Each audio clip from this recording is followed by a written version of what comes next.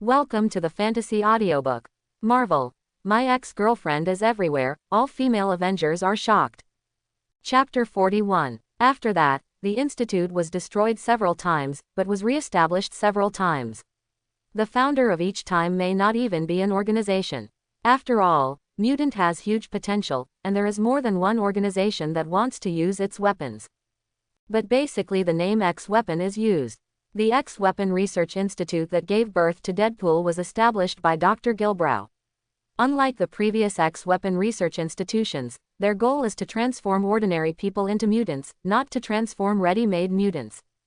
Definitely, the transformed mutant will eventually be controlled by brainwashing and used as an X-Weapon. And the beginning of the Deadpool plot was the mercenary bar, and Harley Quinn's purpose for going there was obvious. She wanted to participate in the X-Weapons Research Institute and become mutant through the same method as Deadpool. Pushing the door of the bar and walking in, the inside of the bar is almost as messy as the outside. The people sitting and drinking inside don't look good. They are either tattooed or decorated with metal. They look fiercely. The two of them were almost armed with weapons. The wall of the bar is densely covered with single holes, and it is written in unusually bright fonts, "Don't shoot in the bar." No matter how you look at it, it is an extremely dangerous place. Harley Quinn didn't care about this either, and went straight to the bar. "Hey buddy, bring me a glass of whiskey." The bartender is a slightly gentler in the current environment with glasses. He glanced at Harley Quinn, attracted by her extremely seductive appearance, and came up with a smile. "Sorry beauty, this bar I don't have a business license, so it's illegal to sell alcohol, but the chef at the bar has some whiskey in my private possession. If you like it, you can join me." Before he finished speaking, Harley Quinn grabbed the collar and pulled him over. Harley Quinn's charming lips pressed against his ears. "Listen to Kitty, if you don't want to go to the hospital and ask the doctor to sew your ear, please give me a glass of whiskey as soon as possible, now." "Okay. The bartender raised his hands again and again to beg for mercy, and quickly poured a glass of wine over. But he obviously hasn't given up his heart yet, and he smiled and came up again. "Beauty, is there anything I can do for you? I must not just come here for a drink. Maybe I can." "Wade Wilson, I want to find him," Harley Quinn replied. The bartender was taken aback for a moment, and then a weird smile appeared on his face. "You were looking for him? No, it's there." Looking down where the bartender was pointing, Harley Quinn saw the person he was looking for. Deadpool was in the corner of the bar right now, talking to a man in a black suit. "Mr. Wilson," the man greeted Roar with a smile, but he didn't look like a good person, so he almost wrote me as the villain on his face. "What can I do for you?" Deadpool asked. "If it is to help you abduct a child into your van, then forget it." The man was not angry. "I understand that you were recently diagnosed with terminal cancer. Are you following me?" Deadpool looked wary. "This is my job. I am a recruiter. I sympathize with your hardship, but this is also an opportunity. As far as I know, you used to be a warrior in the Special Forces and killed 41 people." Quote. Wade interrupted the other person. "What the hell do you want to do?" The man smiled slightly. "I will extend a helping hand to you on behalf of my organization. What if I tell you that we can cure your cancer? At the same time give you the super ability that others dream of?" The man in black said inductively, his voice full of temptation, but Deadpool didn't take this one, at least not immediately. "What you said is really like those TV direct sellers, but unfortunately, I'm not as stupid as those old women who spend $1,000 on plastic jewelry." Deadpool obviously didn't believe the man in black's words, and finally refused after chatting for a few words, turning around and leaving. The man in black sat there with the same smile on his face, but a little more sinister. "You will come back, Wilson, you will come back." At this moment, Harley Quinn sat down across from him. "Good evening." The man in black froze for a moment and saw that it was a young woman. He was a little surprised, but he still reacted immediately, and said without a smile, "Good evening young lady, what can I do for you?" "I'm sorry I overheard your conversation. You said you can become a superhero. Is it true?" The man in black suddenly showed a smile. "It doesn't matter if you don't laugh, but this smile seems even more sneaky. Definitely is true, this lady is interested in being a superhero." "Yes, I have always wanted to be a superhero, and I am willing to pay any price for this." Harley Quinn deliberately showed a fanatical expression. The man in black said in his heart, "Why is this man so proactive?" He recruited people to be the guinea pigs, and he was completely invisible. Therefore, he was secretly scammed and kidnapped before, but everyone has learned the skills these days. It's not that you said you could become a superhero and agreed to join. In addition, he has a villain face, and he usually refuses as soon as he speaks, and some even want to beat him. So he had to find those who were terminally ill, or those who lacked arms or legs, or even homeless people to serve as experimental subjects. This would cause someone to come to the door on their own initiative, suddenly feeling flattered. I've been a liar for a long time, so I am naturally a little wary of this kind of pie in the sky. So you want to join our plan? But if you don't have some qualifications. Harley Quinn escaped the phone directly, and showed the person in black the photo inside. It was taken by someone who killed some people before. Did you see these corpses? I did it all. I think I have what you call the qualifications. Now, the man in black really doesn't know what to say. This is obviously a problem with his brain, but it's better. Thinking of this, he suddenly changed his expression. It looks like you are indeed ready. If that is the case, come with me. Harley Quinn followed the man in black and left. This is the content of the video that Phil Coulson showed to Joe Luo. It is also the reason why Joe Luo is a little anxious. The X plan that created Deadpool is not so humane, but after injecting serum that can activate the potential mutant genes in DNA, it stimulates human potential through various extreme abuses, thereby mutants' purpose is to mutate human genes. That kind of taste is uncomfortable. Although Joe Luo has not accepted Harley Quinn, it doesn't mean that he is willing to look at the other party and suffer this kind of suffering. At any rate, the other party is now his own follower. If he doesn't know it, it's fine. So his partner of justice is about to eradicate Dr. Evil in his laboratory. As for Deadpool will disappear because of this. Don't care about it. Deadpool is just a disfigured man who is talkative and violent. If he is a beautiful woman, he can still think about it. Soon, Joe Luo tracked down the X-Weapon laboratory through S.H.I.E.L.D. and drove over in his classic car. Upon arriving at the destination, Joe Luo parked the classic car in a hidden place and walked quietly towards the laboratory, only to find that there was no one in the corridor. He walked gropingly out along the corridor, and everything was empty. What's the matter? Did someone divulge my actions, and these people evacuated urgently? A warning sign suddenly rose in Joe Luo's mind, and he also had more speculations about the identity of the main messenger behind the X-Weapon laboratory. After all, S.H.I.E.L.D. is known as the largest Hydra base. I don't know how many people are actually Hydra. After joining S.H.I.E.L.D. these years, Joe Luo didn't want to clean up in the past. He just took care of what he found out. Who knew it was? Isn't it just a secret experiment base of Hydra? It was not until Joe Luo walked to the laboratory that he finally saw the two guards. Two soldiers dressed in black, with weapons hung casually on their bodies, were chatting while smoking cigarettes. By the way, this time we must have made a lot of money, right? The old club won't give us bonuses. It should be. The last time I sold a mutant with electrical discharge capability, I paid a bonus of $100,000. So much. Are you new here? This little money is a fart compared to the price of selling those mutants. The real bulk is taken away from the top. We are just drinking some soup. Who is it? Where do I know? And it's better not to ask about this question. If you are known by the boss, you may be sent as a test product someday. Speaking of us, it's really unlucky. We have to stay here. Haven't all the test items in it been processed? It seems that there are still 2 unsuccessful results, and further testing and observation are needed. In short, just keep it honestly. Joe Luo thought for a while, and felt that if Harley Quinn had just been sent here, he would not have been transferred so quickly, so instead of killing him, he used teleport ability and went directly into the laboratory. Facing the individual rooms in the laboratory, Joe Luo was a little dumbfounded. He couldn't help but envy the ability of the big bald head. If he could be like Professor X, he could find Harley Quinn in no time. Convenient. It's a pity that Professor X has been guarding me a long time ago. As long as my camera is pointed at him, he will avoid him, alas. There is no other way. Joe Luo made the Xavier School miserable. Professor X was already lucky if he didn't use his troops to kill him. How could he honestly cooperate with him in taking pictures? After nearly 10 minutes of cranky thinking, Joe Luo finally found Harry Quinn from a room who was firmly tied to the hospital bed after being anesthetized. Phoenix Force was activated and Harry Quinn's restraints were easily released.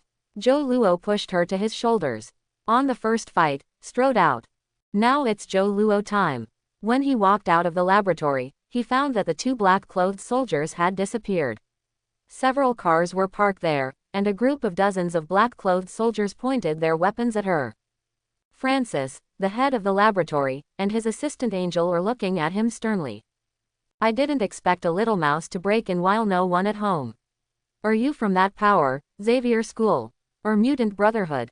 Francis asked Joe Luo with a grimace. Mutant Brotherhood is the mutant organization established by Magneto. Xavier School and Mutant Brotherhood are the two largest forces in Mutant. Francis has studied Mutant for a long time and has been guarding against retaliation by the Mutant organization. It is not surprising to ask this question. It's a pity that Joe Luo is not interested in telling him anything. A variant ability is only super speed and agility, and also sacrifices the pain nerve for this mutant.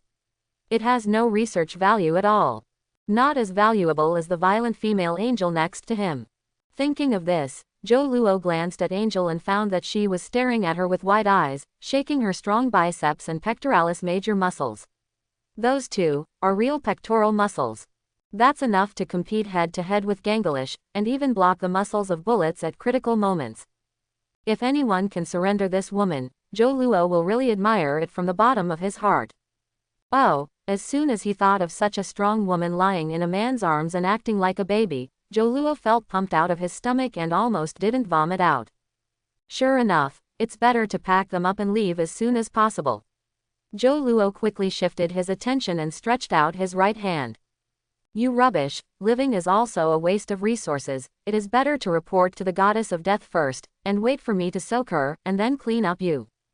Not good. Feeling a deep life crisis, Francis's face changed drastically, and he retreated wildly without hesitation, but his speed in front of Phoenix Force was a joke. Roar! A light red wave spread in all directions, and all the people who were swept by the wave stopped moving. A gust of wind blew by, and the people who froze turned into powder and scattered with the wind. The terrifying Phoenix Force, Joe Luo exclaimed. Fortunately, he only mastered 20% of Jane's power, otherwise his unorthodox Phoenix Force would have to lose control. Seeing that all his subordinates, including Angel, disappeared in a single blow, Francis was stunned on the spot. Joe Luo didn't kill him, he just melted his legs, making him unable to escape. Okay, now tell me everything you know, and I'll give you a good time, how about it? Joe Luo came up, kicked Francis down, stepped on his chest and asked. This Francis is also a tough guy, so he is still staring at Joe Luo with big eyes, and he refuses to say a word. Oh, what are you hiding? Joe Luo was to deal with all kinds of dissatisfaction. He turned his foot over to Francis, and then he kicked Francis as if he had discovered a new world. Well, I know you don't feel the pain, but the feeling is not good. If you don't think about telling what you know, I can still let you join S.H.I.E.L.D. S.H.I.E.L.D., hey, a weird smile appeared on Francis's face, as if mocking something. Yeah, it seems you know a lot. Joe Luo stopped and lifted him up with Phoenix Force. No, Joe Luo's face changed, you. The corners of Francis's mouth twitched again, his expression distorted more severely, and he suddenly laughed wildly as if he couldn't help it. Hey. He laughed uncontrollably, tears streaming out, but his expression was painful. Looking at the familiar crazy smile, Joe Luo fully understood what was wrong. Phoenix Force broke out, dissipating Francis, who was smiling like a lunatic, and Joe Luo's expression became more serious. Laughing virus, Joker. To rescue Harley Quinn, Joe Luo immediately contacted Captain America. Hey, Joe, you should really take a look. I have improved my technology now. It's not as good as you, but, as soon as the call was connected, Captain America's chattering voice came over. Wait a minute, Steve. Joe Luo interrupted him quickly. Listen, I know you practice very well, but now there is a very important thing. What is it? Captain America seldom heard Joe Luo have such a serious tone, and he became serious in an instant. S.H.I.E.L.D. has Hydra people. Hydra is resurrected.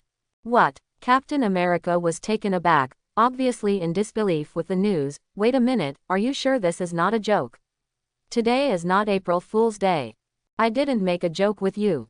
Joe Luo couldn't help snarling. Is it because his cynicism has affected his image in everyone's mind? That's so sad. The call I made with you was through the secret satellite of Stark Industry. The intelligence system of Stark Industry forcibly cracked and blocked the signal monitoring of S.H.I.E.L.D. But it won't last long. Act now, Steve.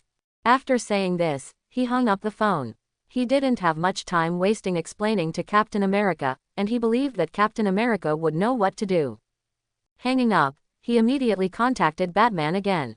Joe, there was a clattering sound on the phone, accompanied by the barking and running. Roar Chuck, I'm hunting now, do you have any new ideas to introduce to me? Bruce, I need your help. Hurry up to the Arkham Asylum and see if Joker is still there. I found traces of suspected Joker here. Joker. As soon as he heard the name, Bruce knew the problem was not that simple, and he immediately agreed. Okay, I'm going now, how about you? It's safe for the time being, but you know that danger is always hidden in the dark. Joker is a lunatic. No one can guess what he is thinking or what he will do.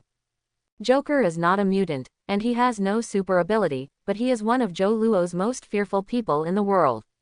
Because of his brain and crazy thinking that day, no one can predict what he will do next. Joe Luo was planning to catch Harley Quinn to a safe place first, but he didn't know where a bunch of people came out and stopped him. These people are ragged and smelly. They turned out to be street beggars everywhere in the slums. They don't know why they gathered here, surrounded Joe Luo in groups, and kept compressing his activity space. Get off, you fools, don't stand in my way. The murderous aura flashed in Joe Luo's eyes. He knew that this was an enemy's trick. Although he was not a good person, he could not kill innocent people indiscriminately. The beggar pained the killer. I'm afraid I can't let you leave like this. A cold voice sounded from behind the beggars, and saw a man in a black robe, not knowing when he appeared on a building not far away. The sign of the 10 Commandments was embroidered on the black robe of this man, and under the hood was a pale white face of a white man, but he had an oriental hair bun, which looked quite violent. He wears 2 rings on his hands, one pure white and the other bright red, exuding obvious mana fluctuations. I wiped it, it turned out to be this one. Joe Luo was a little surprised when he saw the person here. Others didn't recognize him, but he recognized him at a glance. This person is called Caleb, a disciple of Mandarin and an important leader of 10 Rings. As for why Joe Luo is so impressed with this guy, it's definitely because of his weird look. I didn't expect this guy to show up here. Could it be that 10 Rings was also involved? Hey, you're the little white face of S.H.I.E.L.D. Looks fine-skinned and tender. I think there must be a lot of people under my staff who will like you. Caleb licked his lips wretchedly. Me. He was squeezed in. Don't let him run away. Joe Luo was shocked at the time. This fool is too shameless.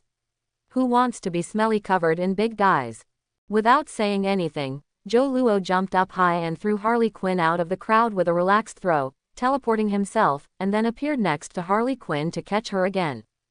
His teleportation can't take other people, only a slight detour through this method. Where are you going? When Caleb saw that Joe Luo escaped from his shameless tactics so easily, he was immediately unhappy, and hit Joe Luo with a fireball. Give it back to you.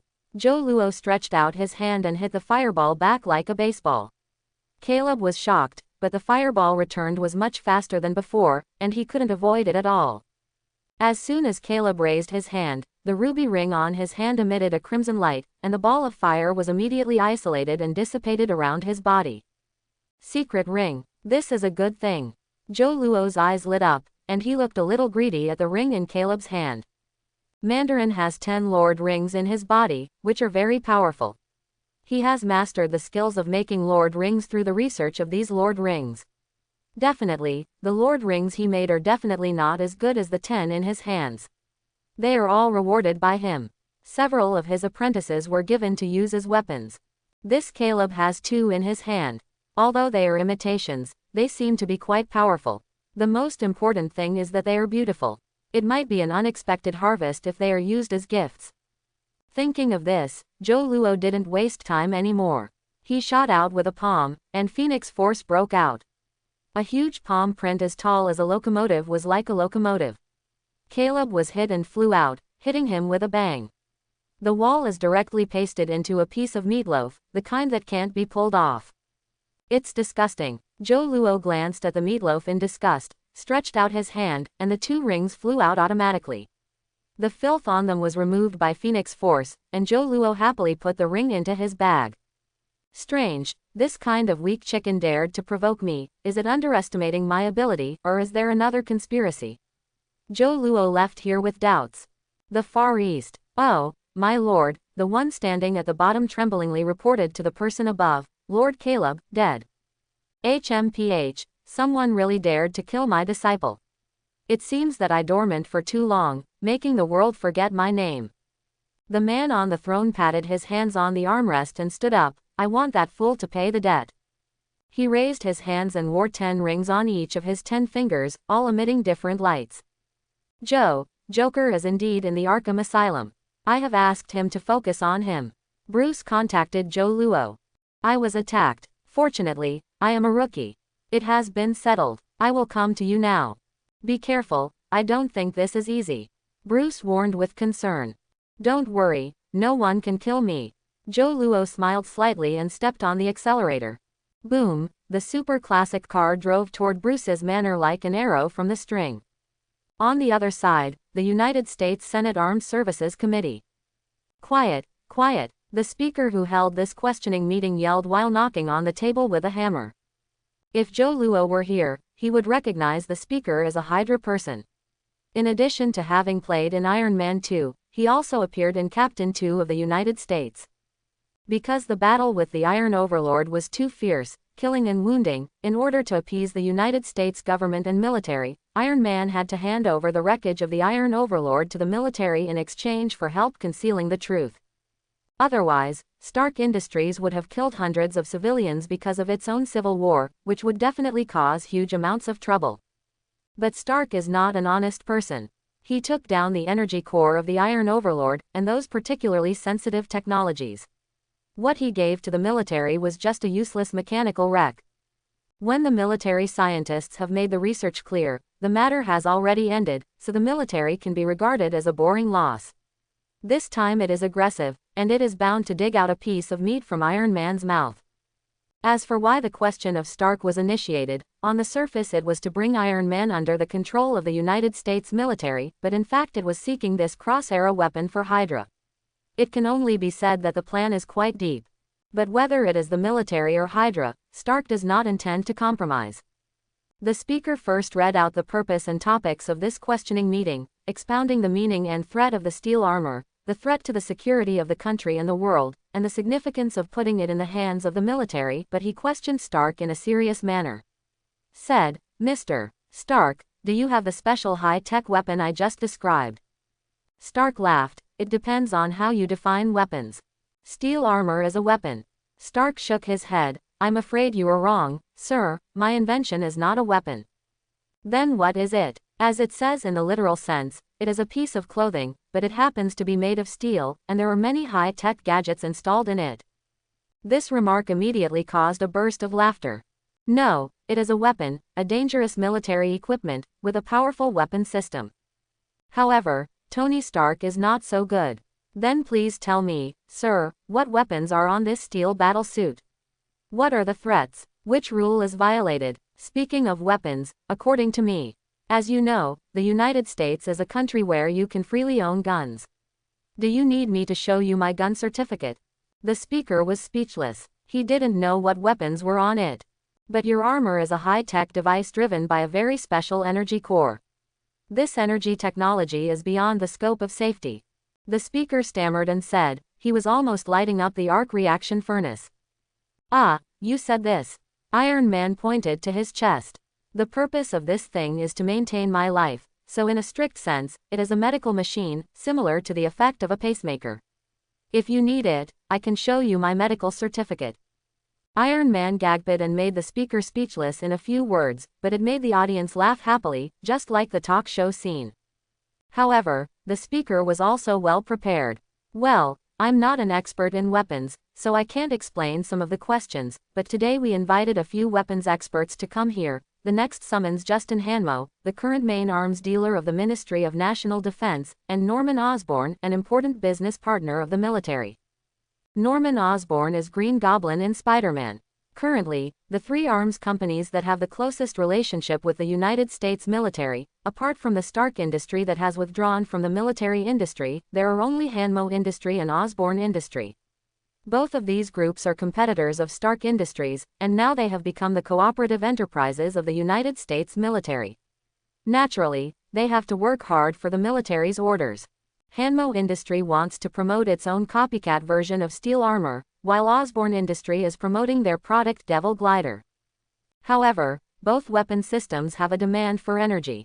If the technology of the arc reactor can be obtained, the level of weapons can definitely be greatly improved.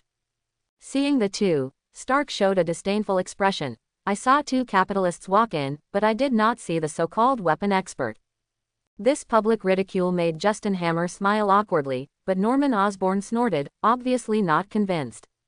However, the two did not argue with Stark. After they went up, they first made a few words with the speaker, and then the two looked at each other, and Justin Hammer picked up a remote control. "Gentlemen, please look at the big screen." As he said, Justin Hanmo gave Tony Stark a provocative look, and then pressed the button against the screen. "Gentlemen, please look at the big screen. This is the image of Iron Man we shot on the scene yesterday." A picture of Iron Man falling from the sky appeared on the screen. He pointed to the nozzle and said, "This is an ion cannon. It is theoretically still an experimental weapon, but it is clear that Mr. Stark's technology is higher and it has been implemented. Installed. And this, the missile launcher, do you see the leaky interface here? You can miniaturize the missile to this level.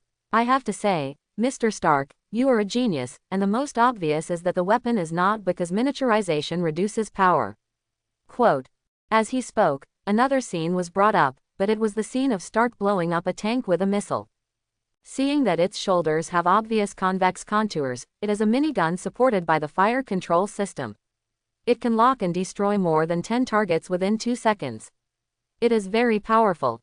Justin Hanmo has analyzed the various equipment of Iron Man well, and finally concluded, so there is no doubt that Iron Man is a weapon, and it is also a very powerful weapon. It is better than the current market. All weapons are dangerous, even more dangerous than nuclear weapons. After all, nuclear weapons are defensible, but Iron Man is difficult to defend. Mr. Stark has built a peerless sword, but he insists that it is just a shield, but obviously this is not true. It is for the benefit of the people. Justin Hammer suddenly looked at Iron Man with a very affectionate gaze. "Tony, you should make the right choice." This tone sounded as if he had a strong relationship with Stark. Norman Osborn also stood up. "Mr. Hammer is right. Iron Man is too dangerous, especially when he exists only in the hands of a private person. It is like a nuclear weapon. If owned by a person, no matter how much he noble is not allowed. Without supervision, who knows what will happen." I agree with Mr. Justin's words. When Norman Osborn spoke, his face was solemn, an expression of worrying about the country and the people, and his predecessor's tone of earnestness, which really made Tony Stark annoyed. He was about to open his mouth to defend, but the speaker asked first, as if after discussing it, "This Mr. Justin Hammer seems to be very familiar with Iron Man, then do you know Mr. Tony before?" "Yes, I used to be a researcher at Stark Industries." "So why did you leave?" "Because I accidentally discovered some very sensitive secrets of Stark Industries. I was afraid of accidents and dangers, and I didn't want to continue working in such a company, so I left." Although I didn't say it clearly, the meaning was obvious. I was afraid of being silenced. Stark was almost furious, but he was angry, his face became calmer, and he was thinking about how to solve the trouble in front of him. At this moment, there was a commotion behind the auditorium. Several spectators who had been sitting in the auditorium suddenly stood up from their seats and rushed towards the podium. This was so abrupt that the people on the stage reacted until these people were about to rush to the front of the stage. Among these people were soldiers in military uniforms, successful people in suits, and even 2 reporters attending the conference, a total of 5 people. They took out their weapons almost at the same time, and one of them even shouted, "Tenchu Hydra." Holding a machine gun, he suddenly slammed into the podium. Everyone realized that these people were not good at coming. It's no wonder that the people in the hall are not guarded. As the place where the military committee holds meetings, it can be described as a place where security is tight. There are detection systems for entry and exit. Under normal circumstances, it is impossible to bring weapons in. Unfortunately, they can't prevent people from inside. Seeing the densely packed bullets coming over, everyone on the summit stage fled in embarrassment, but was instantly killed and wounded, especially the speaker, because it was the main goal to stand up, and was sieved by the fire. The scene was suddenly chaotic.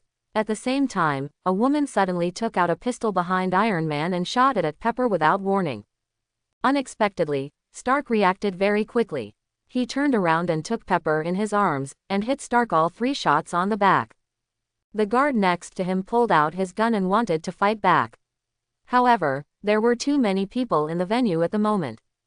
At this moment, one of the attackers threw the weapon in his hand, slammed his hands, and with a loud boom, huge amounts of shockwaves shattered the auditorium and the surrounding people were shocked.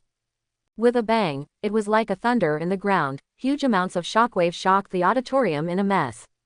This product turned out to be a mutant, with a special ability that releases sound waves.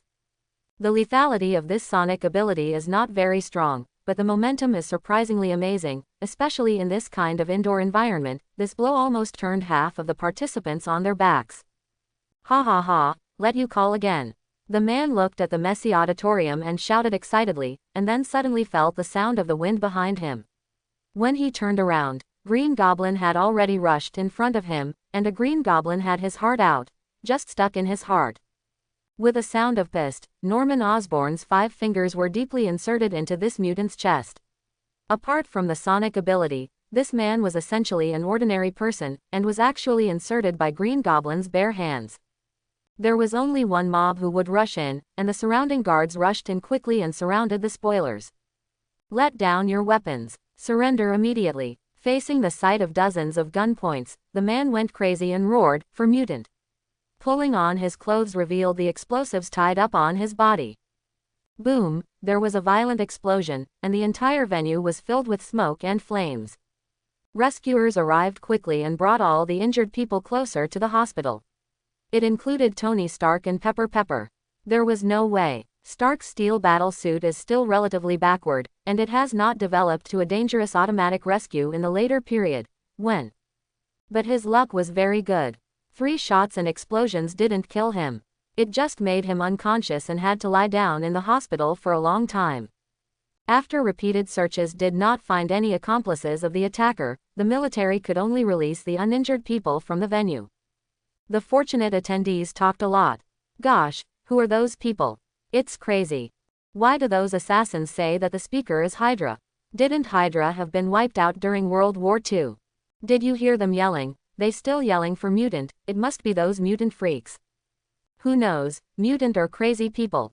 This attack came to an end, but the storm it set off was getting bigger and bigger. Bruce, Joe Luo has rushed to Batman's house and handed Harley Quinn to Alfred. Please take care of her for me, thank you. Joe, Batman greeted him with a serious face. A very bad news. The Senate Armed Services Committee was attacked. Your friend Tony Stark was attacked. He is not out of danger. Their conspiracy has begun. Joe Luo smiled. Just as he was about to say something, another call came in suddenly. Oh, please don't let me hear bad news again.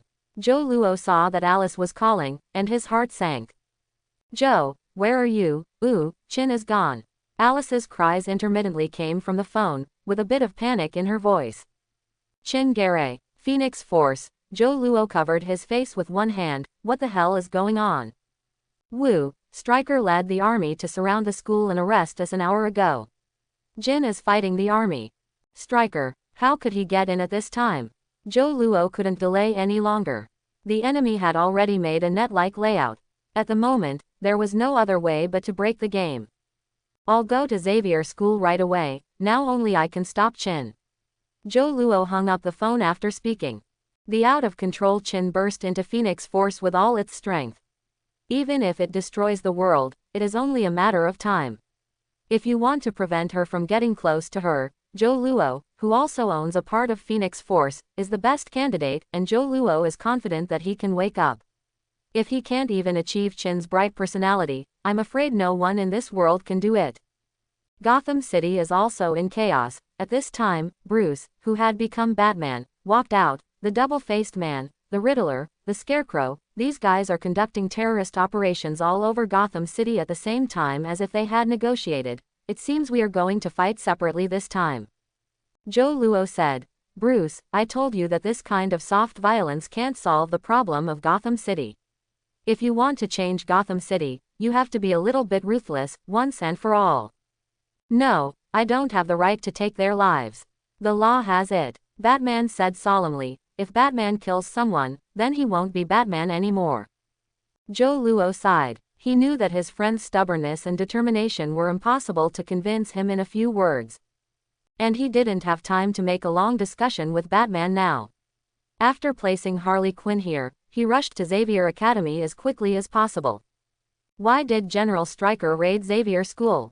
Joe Luo contacted Alice again. Also, how is the school now? Stryker's army has retreated. The entire school is blocked by Phoenix Force. People outside can't get in, and people inside can't get out. The professor and Chin have formed a storm in the Confrontation. No one can approach there. That means it has stabilized for the time being. Joe Luo breathed a sigh of relief. Fortunately, the big bald head did not disappoint him. At least there will be no unnecessary sacrifices before he arrives at Xavier School. Just why Stryker attacked Xavier School, Alice didn't know. Joe Luo is also very puzzled. After all, if it can be approved, Stryker must have already started it. How could it be approved without warning? With full of puzzlement, Joe Luo felt the Xavier School. He saw a huge amounts of energy field covering the Xavier School far away, and the surrounding space was slightly distorted. It's a powerful Phoenix Force system. If you say yes, I get 20% strength Phoenix Force. Why do I feel that I don't even have 1/10 of the power? The system was quiet, and Joe Luo was ignored. You chicken thief system, wait for me to settle this matter and then find your trouble. Joe Luo parked the car at the boundary of the energy field, also enveloped the Phoenix Force, easily crossed that boundary and entered Xavier. Inside the school. Joe. His figure was immediately found, and Alice and Xiao Nadi ran over with joy. Joe, you are finally here.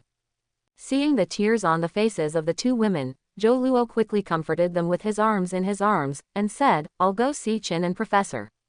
Under the leadership of Alice, Joe Luo came to the center of the energy field, where the space has been completely distorted, forming a terrifying energy field like a black hole, where even light cannot exist. I'm in. Joe Luo took a deep breath and strode in. Joe. Both Alice and little Nadi looked worried and watched Joe Luo walk in. Before that, they had tried to go in and see what was going on, but no one could go in. Just getting close was enough to bring it. Human lives are in danger. Joe Luo relied on the Phoenix Force body protection, and slowly walked into it, and saw Professor X and Phoenix in the distortion and darkness. No, it should be called Dark Phoenix at this time. Chin, Joe Luo yelled, attracting the attention of the two confronting each other. Joe, how did you get in? Professor X was taken aback. He didn't expect Joe Luo, a man who had never shown any special abilities, to step into their battlefield. It's you, the mortal who stole Phoenix Force. Dark Phoenix's voice sounded full of hollowness and majesty, which was nothing like Chin Jie Lei. You carry power from another world, like a disgusting parasite, bit by bit, eating away and stealing the origin of this world. Dark Phoenix's voice suddenly became extremely angry.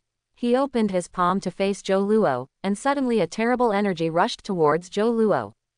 Joe Luo teleported, avoiding the terrifying blow, and the terrible fluctuations that passed him had already made him startled. Chin, wake up. Don't let the darkness dominate your mind. Joe Luo took the opportunity to shout. Dark, no, I am the source.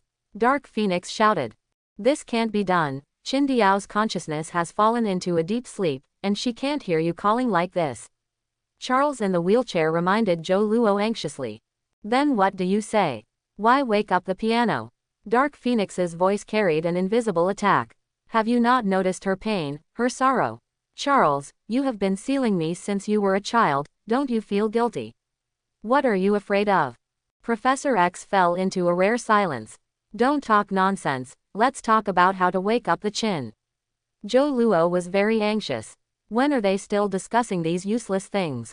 He is confident in his charm. As long as he is a woman, it is impossible to escape his clutches, but Dark Phoenix dismisses him, indicating that Dark Phoenix does not essentially have the concept of gender. Think about it, too. Dark Phoenix is a personality born based on Phoenix Force, one of the origins of the universe. Where does the love come from? After being silent for a while, Charles opened his mouth and said, "There is only one way. I will send you into the spiritual space of Chin, and you will wake her up. But you may be in danger." Okay. Joe Luo didn't even listen to him and agreed, "Don't worry, the daylily will be cold after hesitation." "You are wishful thinking." Dark Phoenix laughed loudly. Phoenix Force set off a storm, and then was blocked by Charles's mental power. "Quick, it's now," Charles yelled. Joe Luo suddenly felt a powerful mental force rushing into his brain. Without the slightest hesitation, he let the mental force engulf him and rushed into an unknown place. He saw a sleeping figure there. It was Chin Jai Lei. Joe Luo hugged the sleeping Chin, and Roar called out loudly, "Chin, wake up." When Joe Luo entered the world of Chin's consciousness, the violent Phoenix Force and mental agitation in the outside world suddenly calmed down, and the waves were calm. "Do you know what you are doing, Charles?" Dark Phoenix is no longer crazy, looking at Professor X with a calm face. "I don't know what the future holds." Charles shook his head and sighed. "At least it's safe now." "Hypocrite, your beautiful dream will eventually lead to destruction of this universe. I am waiting to see what your face will look like when that day comes." Dark Phoenix suddenly smiled, but his smile was full of unwillingness. "I'm waiting for that day." The majestic Phoenix Force around him began to shrink and all poured into Chin's body. Chin closed his eyes and lowered his head, and his body gradually fell from the air. Joe Luo, who was just like a clay sculpture, suddenly opened his eyes and rushed to hug the fallen piano. "Chin," he shouted. "Joe." Chin Gare looked at him, smiled, and then fell asleep again. The Phoenix Force surrounding the entire Xavier School has all disappeared, and Charles has also recovered his own bottomless mental power like the ocean, and his face is a bit tired. "Charles, how are you?" Joe Luo hugged Phoenix, wanting to see if Professor X has any extra power, and if he can help in the next action. "I don't have any problems, it's just that maybe the school is going to take a break for a while." Charles pushed his wheelchair and walked out. "Why did Stryker raid Xavier School?" "Because my old friend," Charles sighed. "He invented a machine that can mutate genes for ordinary people and turned a congressman who opposed mutant into mutant, but this machine is not perfect. That congressman is now dead." Stryker saw the opportunity from this and applied to the Congress for an order to arrest and control mutant. Joe Luo suddenly realized that the MP who became mutant was not the beginning of X-Men 1. "Yes, no, Eric, what he has to do is more than that simple." Charles's face suddenly changed, as if he saw something. "Joe, we must go to Manhattan right away to stop Magneto." At 6:30 in the afternoon, during the rush hour, Manhattan, and Cosmopolitan City, was constantly moving through traffic. Sharp horns reverberated over the streets, and cars were driving on the congested road like water droplets into the river. Peter is riding a newly bought electric car, holding a bouquet of delicate roses in his hand, and stopping at a crossroads waiting for a red light. The young Spider-Man seems to be running from time to time recently, and his work has made great progress. Mary Jane and Jane he has been pursuing my relationship has been greatly shortened, and everything is full of light. Looking down and sniffing the fragrance of roses, Peter couldn't help smiling with satisfaction. This is a surprise for Mary Jane. Today, the other party will perform their first stage performance in a small theater. For this date, Peter specially booked a Michelin 5-star French restaurant in advance to prepare for a wonderful candlelight dinner to win the joy of the goddess in his dream, Roar. Full of longing, Peter found that his beloved little sheep swayed suddenly, as if being pulled by an invisible force, got rid of his control, and floated out of thin air. "What's going on? Wait. My new car." Before Peter finished speaking, he heard screams one after another, like the waves swaying. The brand new little sheep that was just bought, as if controlled by an invisible big hand, automatically disintegrated in the air and turned into countless pieces of metal. The fragments floated upwards. It's not just Peter who has encountered this kind of weird incident. The vehicles parked at the intersection are all like this. The young Spider-Man personally watched a car next to him. In just a few seconds, the body broke into pieces. wrapped in the chassis and engine floating in the air, flew into the sky together, leaving only the owner holding the steering wheel, looking blankly at the car that was leaving the ground. Peter didn't have time to take care of the beloved lamb who was dismembered. He looked up at the metal frenzy in the sky like a turbulent storm, flying in a certain direction, a looming figure standing in the air, with metal stairs standing in front of him.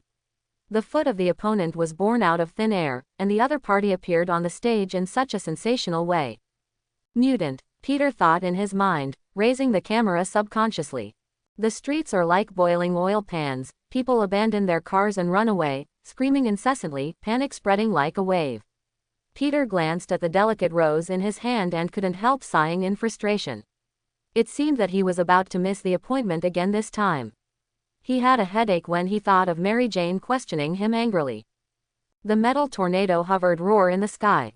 Magneto wore a helmet and a purple robe hunting and flying. His majestic face revealed a chilling chill. He stepped on a metal ladder and walked in the air like an invincible king. The mighty metal frenzy, like his own subjects, obeyed the call. Magneto opened his hands as if he was waving an invisible baton. The entire block of cars soared into the sky like a long dragon, and even the streetlights and trash cans on the side of the street were not let go. Almost all objects with metallic properties were affected by this. The forces of manipulation and pulling, one after another, disintegrated and merged into the tornado storm that obscured the sky and the sun. Looking at the Watsonton Tower standing in the center of the city, Magneto looked cold. He originally planned to attack Liberty Island and transform the dignitaries of various countries who came to participate in the summit of high-end heads of state into mutant in one fell swoop, hoping to change the world pattern and let his compatriots own one. A new and free future. But at this time he suddenly got some information. It was Watsonton Pharmaceuticals secretly using mutant to conduct human experiments. Those bloody and cruel photos completely angered the mutant leader and made him recall the dark past buried deep in his heart. Being locked in a cold and humid concentration camp, there are people constantly dying every day, and the painful memories that fade into old photos suddenly emerge clearly. Mystique Raven also suggested that if you want to declare the power of mutant to the world, you might as well take Watsonton and attack the politicians of Liberty Island. This will only make the situation of your compatriots worse, and even arouse the overreaction of the human world. Launch a full-scale war, and the situation will never be restored. After careful consideration, Magneto finally accepted this proposal. Although mutant had outstanding ability, it was split into two camps, like scattered sand, unable to directly confront the deep-rooted and powerful human government. This, even if you are as proud as Magneto, you have to admit that mutant's own power alone cannot overthrow the rule of mankind, unless his old friend Charles is willing to stand on his side and no longer hold the ridiculous stubbornness. Peace concept. With his thoughts flying, the mutant leader waved his hand, and the floor-to-ceiling windows at the top of the Watsonton building shattered, and glass shards fell like rain. Magneto stepped onto the metal stairs and walked straight into the building's owner, Marcus Watsonton's office. This famous business crocodile, because his son is mutant, has always had a deep hatred of mutant. He secretly cooperated with General Stryker, and later developed the famous mutant inhibitor, which made Magneto and Professor X so powerful. All mutants lost their power for a while. You use my compatriots to conduct those brutal bloody experiments. Magneto's voice was high and his eyes were sharp. He looked at Marcus Watsonton with a face full of fear, and couldn't help but think of the Nazi officers in the concentration camp. The dark past and painful memories, like a tide, broke through the gates of memory in his mind. It is because of someone like you that I lead Brotherhood on a completely different path from Charles. Magneto's fingers moved slightly, and the floating metal turned into a firm noose, which was wrapped around Marcus's neck. Watsonton's helm kept struggling back, but it was useless. From today, the world will no longer ignore mutant's voice. Everyone will know that we are not weak and weak lambs. If humans want war, then mutant will rise up. Magneto shouted loudly. He strode out of Watsonton and stood in the void. Under the control of the invisible hand, the floating metal frenzy, like a candle melted by high temperature, condensed into a huge steel cross. With a loud bang, slammed deeply into the ground, and the concrete pavement opened with fine cracks. Magneto, who played with the big scene, stood at the top of the cross. His arms moved, and Marcus, who was tied up by the metal noose, shouted roar to rescue. Unfortunately, the police who arrived did not dare to move, but pointed the gun at the majestic man. Silhouette. Magneto stood on a steel cross inserted into the ground. Marcus was hung in the air by a metal noose, his legs kicking constantly, trying to break free from the tight shackles. The purple robes were flying in the wind. Magneto looked down at the police cars surrounded by them, and the special forces who came after receiving the rescue signal. There was no fear in his eyes, but full of contempt. Useless humans and weapons. He snorted softly. Raising his hand slightly, all the guns held by the policemen flew out, then turned their heads, pointed at the former holder, and looked at the muzzle of the black hole. Everyone was frightened, afraid to move, for fear of one accident, the bullet will rush out of the gun and take his own life. Have you seen? The reason why you reject us and hate us is only because mutant is better than human beings. You are afraid of being taken away from the supreme power that governs this planet. Look at these people. When they are holding guns, they think they have a sense of security, but when they find that the guns have lost their original function, they start to panic and fear. Through the micro speakers at the neckline, Magneto's voice resounded between the world, like a loud and thick horn, shaking everyone's will. The law in nature is natural selection and survival of the fittest. This world will always belong to those pioneers who were at the forefront of evolution. The planet was initially occupied by primitive bacteria, then covered by lower plants, and later relatively advanced coniferous plants followed by seed plants. After marine life came to land, they were long extinct dinosaurs, and finally humans evolved from ancient apes. Magneto changed the proud and domineering image of the past, but instead gave an impassioned speech like a scholar. He had long been expecting a sensational official appearance, so that those mutants hidden in human society would throw themselves into the embrace of brotherhood. A manuscript written in advance is enough to win more support from fellow citizens. After years of fighting against his friend Charles, he finally figured out that only Mutant, who was the first to split into different camps, could overthrow the rule of mankind and build his own beautiful homeland. The reason why human beings can dominate this beautiful planet is precisely because they can always adapt to the harsh environment and complete their own evolution through learning and change. With the progress of the times, nuclear dust spread all over the planet, and a brand new race was born from among human beings. You call Roar, Mutant, an excellent race with exceptional ability due to genetic mutations. Quote. Numerous news media rushed to record this scene faithfully and broadcast it to the televisions of thousands of households in the form of live broadcast. Magneto was even more proud when he saw it. His purpose is exactly this. Mutant has been hiding in Tibet for too long. It is time for a powerful leader to ascend Roar and lead his compatriots to a better future. Charles only wants to be a bright beacon to guide Mutant's direction, but the suffering compatriots need a firm-willed and fearless iron-blooded leader to lead Mutant out of the thorny road of freedom.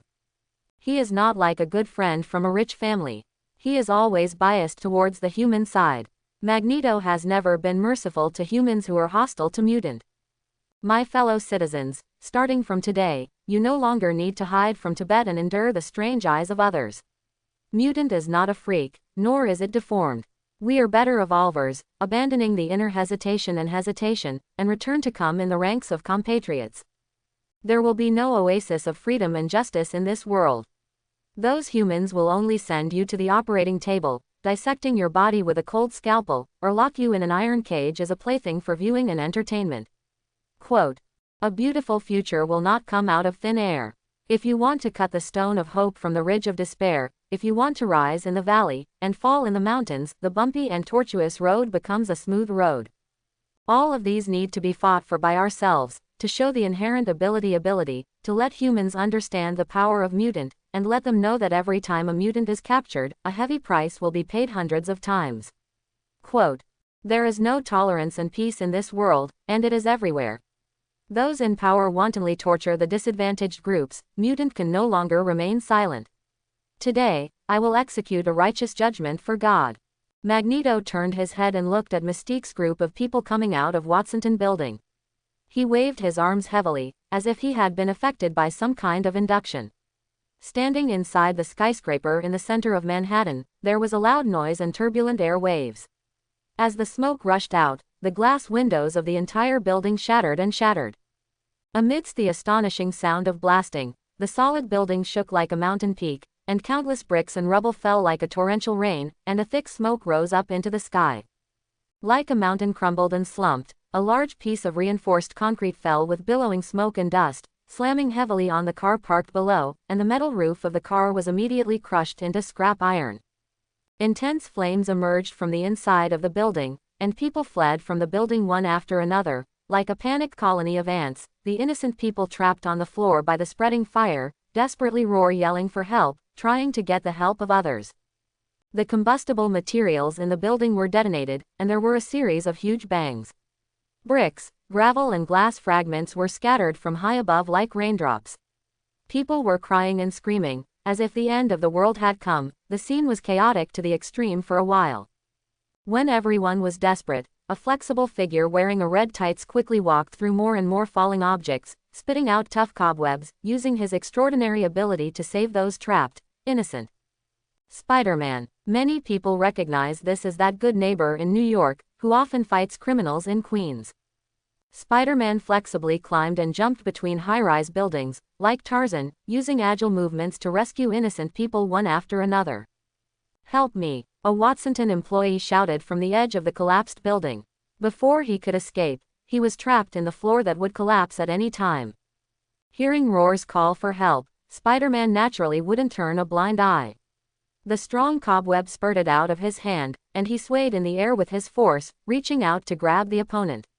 Who would have thought that the person suddenly felt weightless, and he stood on the floor under his feet. Split, and instantly the whole body fell. Spider-Man hurriedly shot a cobweb and stuck it on the opponent's body. At the same time, he fisted and flew a few pieces of fallen reinforced concrete, rescuing the shocked Watsonton employee. The intense flames are still spreading wantonly, like an arrogant dancing devil, taking away a strip of fresh lives. Seeing a few silhouettes swallowed by flames, Peter, who can do nothing, feels a little bit self-blame and sad.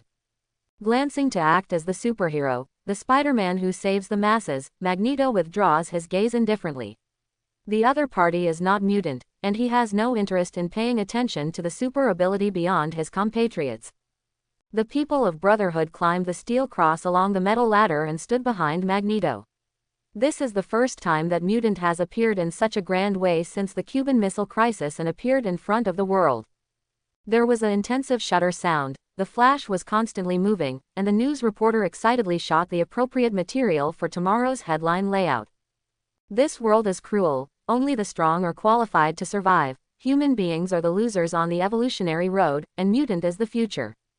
Following Magneto's declaration, Marcus Watsonton, who was suspended in the air, was fixed on the steel cross standing on the ground.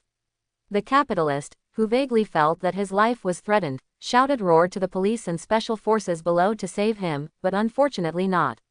People can provide him with a little help, and the guns floating in the air are aimed at these people's heads. "No one will come to save you. They fear me, just as they usually fear your money and power," Magneto said lightly. "This is a righteous trial. This is how you treat my compatriots. You tie them to the operating table, use a scalpel to dissect their bodies, or take blood slices and make living specimens. Cruel experiment, your behavior reminds me of bad memories from the past, and those Nazi officers treated me the same way." Hearing the cold words full of killing intent, Marcus's voice trembled and defended, "No, you misunderstood, I just want to help you. Eliminate the stubborn curse in your body, and let you return to a normal life." "Ha," Magneto sneered, and said contemptuously, "Mutant doesn't need anyone to heal. We are a better evolutionary race, far better than human beings." He opened his hand, the sharp spikes shining with the cold rays of the forest, like long nails pierced into Marcus's body. Blood flowed down the steel cross, scarlet colors mixed with the coldness of metal, and on the other side, it looks like a crucifixion, revealing a religious cruel beauty. With Marcus's scream of pain and weakness, Magneto completed this so-called justice trial. The faces of the policemen who were supposed to protect the safety of the citizens were flushed, and angry blood rushed to their brains. Mutant. Injury an old man who has no resistance to ability. What kind of ability is this? When you slaughtered my compatriots, why didn't you think that they were also innocent victims? Magneto smiled contemptuously, relaxed his control of the guns, and allowed the police to take back the guns. The performance was almost over, and it was time for a successful curtain call. The police officer who got the gun seemed to feel a little more secure. A certain police officer who was so angry that he pulled the trigger frantically. As the first gunshot erupted, the other people who were frightened also drove away. The gun, raindrops of metal bullets, shot towards Mutant on the steel cross. Magneto smiled triumphantly, as if he had expected it, slightly stretched out his hand to release an invisible force. Hundreds of bullets were frozen in the air, as if blocked by a transparent wall. The first to use violence will be punished by violence. The mutant leader snorted softly, and the metal bullets followed Magneto's orders, turning directions one after another, and aimed at the astonished policeman. Today will be the beginning of a new future for Mutant. Magneto shouted slogans, waved his arms heavily, and countless bullets screamed at the police roar below like a torrential rain. The reporter holding the camera, as well as the citizens sitting in front of the TV, couldn't bear to close their eyes, and roars shouted loudly in their hearts, "Who will stop this?" After a few seconds of silence, the expected bloody scene did not occur, and the metal bullet from the lacing was blocked, as if it were frozen in the air. Magneto noticed an invisible resistance blocking the bullets. He instantly remembered an old friend he hadn't seen for many years. As soon as a warning sign rose in his heart, a powerful arm strangled his neck. Sabretooth Victor's brain was not working well, so he was easily controlled by Professor X. He pinched the Brotherhood leader's neck, and with a little effort, he could break the old man's head. When Mystique saw this, he reacted immediately, but before he could do anything, Toad stared at her and said, "You better keep quiet, Raven. Eric, you have done enough today, let them go." Sabretooth Victor's eyes were hollow, as if he was occupied by another person. The situation immediately reversed. Magneto, whose life was threatened, stood on the steel cross and glanced around. He shouted, "Charles, I know you are here, why don't you stand up and meet me?" In a black car at the intersection of the street, Professor X had complicated eyes, but he never showed up, just sighed. "If you want to save them, you have to kill me first." Magneto had no fear in his eyes. He raised his head and said, "Charles, haven't you given up on the real ideal that day? What is the point of saving these humans? They will pass. Register the bill, put a mark on your forehead, and then monitor it as an alien or a monster. As long as you dare to show your claws to them a little, what awaits you will be endless prison life. It won't be like that, we can wait for peace to come." Words of exhortation came from Sabretooth Victor's mouth. Magneto showed a sneer. He and Charles had been confronting each other for decades in this endless argument. In the end, no one could persuade each other, they could only break up. "Okay, then try." With a bang, gunshots echoed through the street, and a metal bullet stopped on the forehead of Police Chief George, almost able to penetrate his head. "Joe, it looks like you need to be on the stage." Professor X frowned and looked at Joe Luo next to him. "Eric is too stubborn, I can't convince him. It's time for me to take action." Joe Luo grinned grinningly, opened the car door and jumped into the air. Sabretooth Victor, who was manipulated thinking, and Toad the Leper, suddenly seemed to wake up from a dream, their eyes full of confusion, completely forgetting what had just happened. But the next moment, they saw Joe Luo flying over, and their astonishment became vigilant in the next second. "It's you," Sabretooth roared, with a weak head, and tried to jump in midair and pounce on Joe Luo. "Kill me, I'm not interested in men." Joe Luo lost his face in shock, waved his big hand, slapped Sabretooth in the air, and crashed into the ruins of Watsonton Building.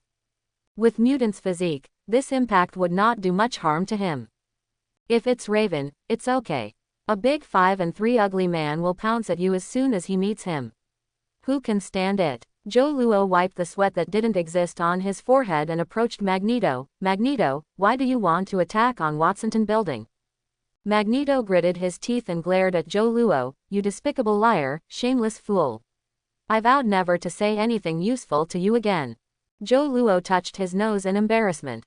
It seems that some of his bad experiences with Magneto made Magneto have a big misunderstanding of him. "Well, you don't say it, but someone should be willing to say it."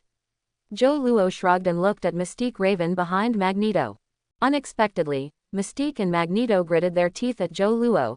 "Joe, you fool, you still remember me." Joe Luo laughed dryly. "Don't be like this, Raven, we broke up peacefully." "The peaceful breakup you mean is to leave without saying a word and never contact me again." Raven's skin is constantly undergoing amorphous changes, which means that her emotional ups and downs are very intense. Ahem, Raven, listen to my explanation.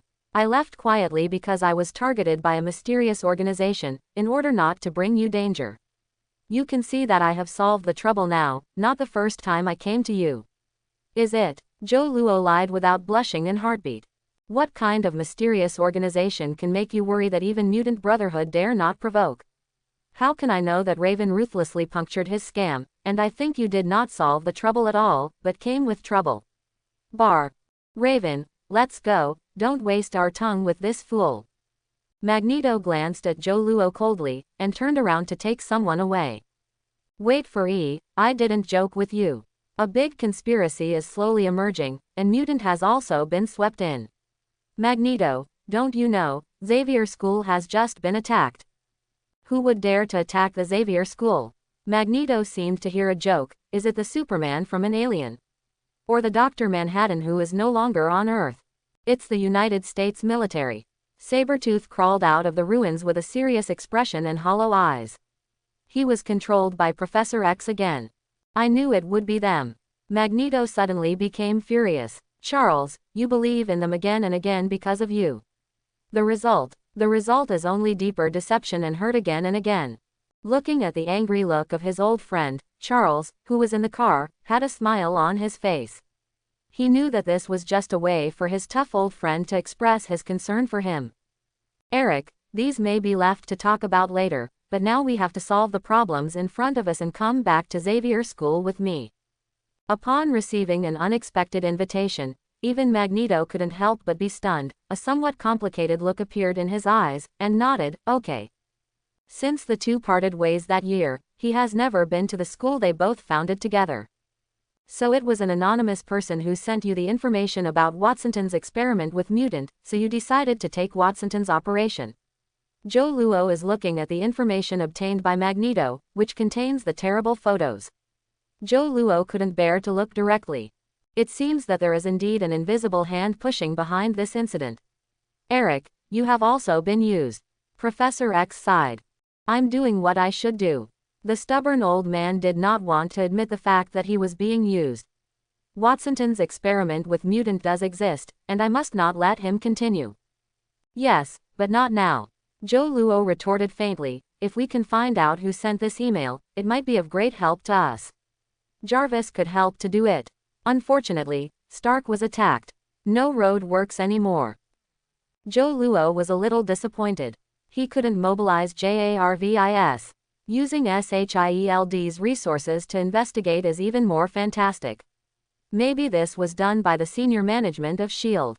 Just thinking of this, Zhou Luo received the message, and when he opened it, it was actually sent by his master Black Widow. Joe, run away, the farther the better.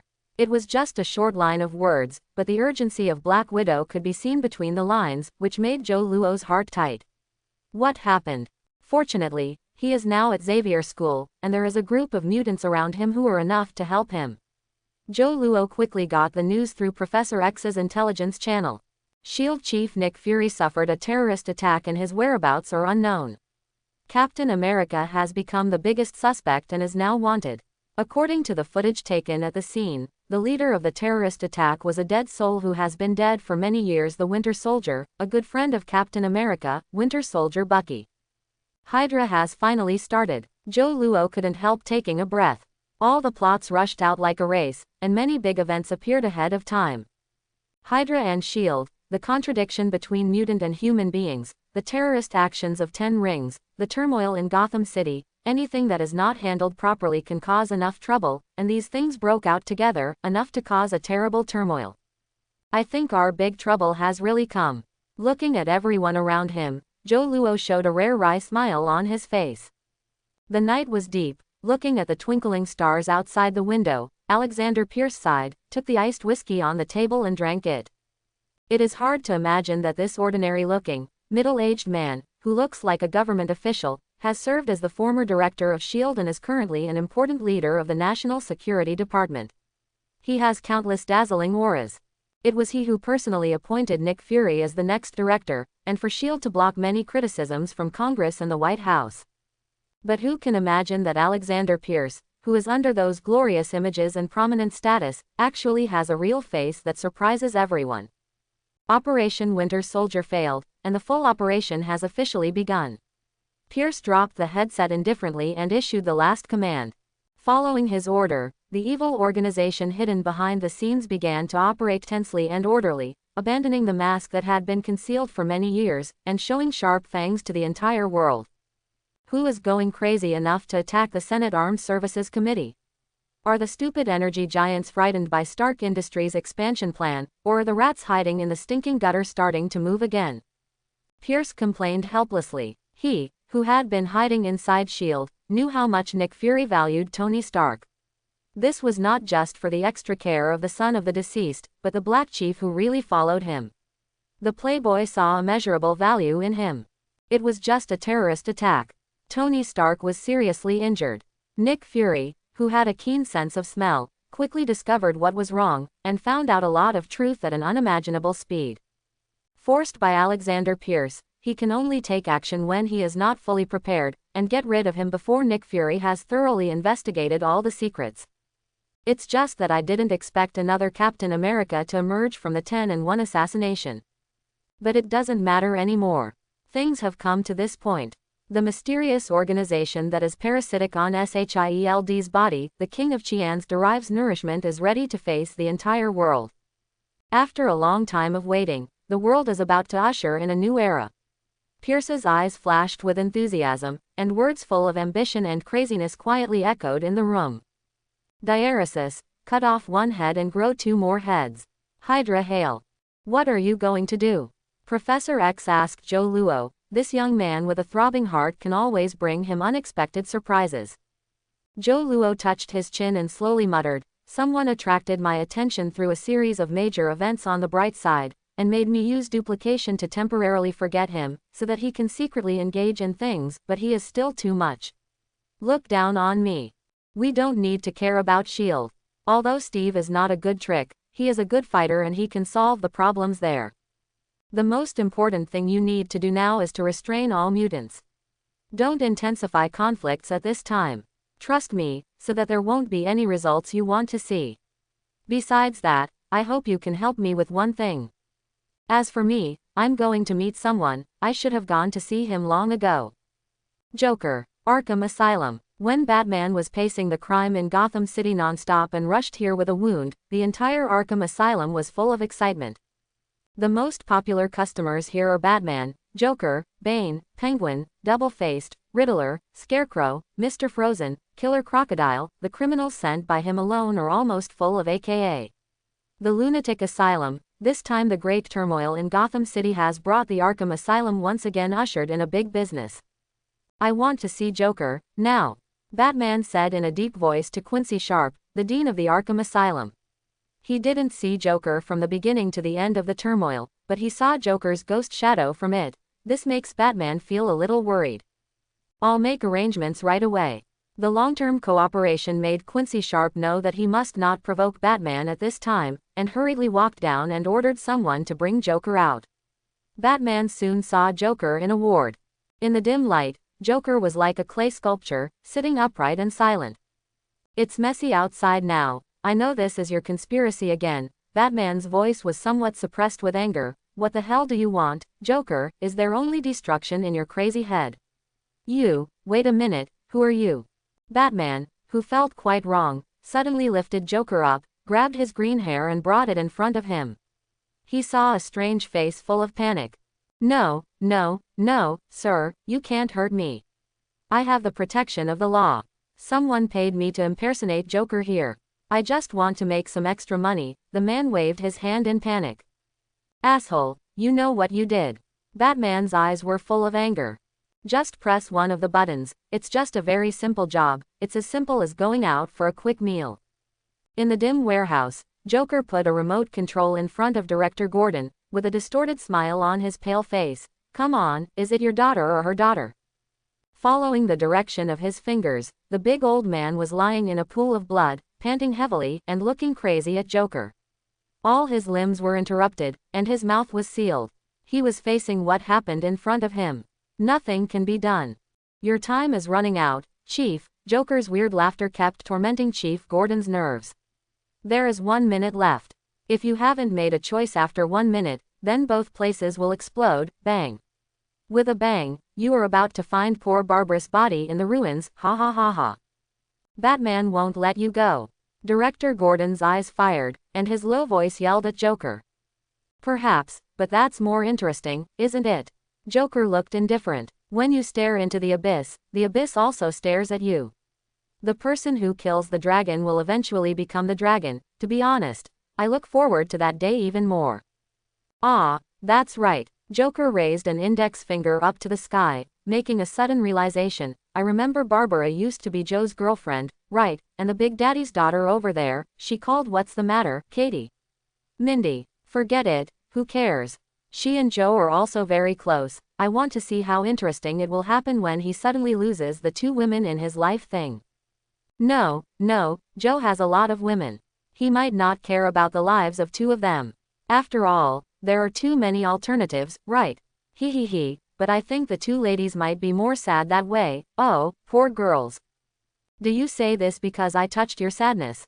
A joke, familiar voice suddenly sounded, and Joker turned around abruptly and saw the person he had been waiting for.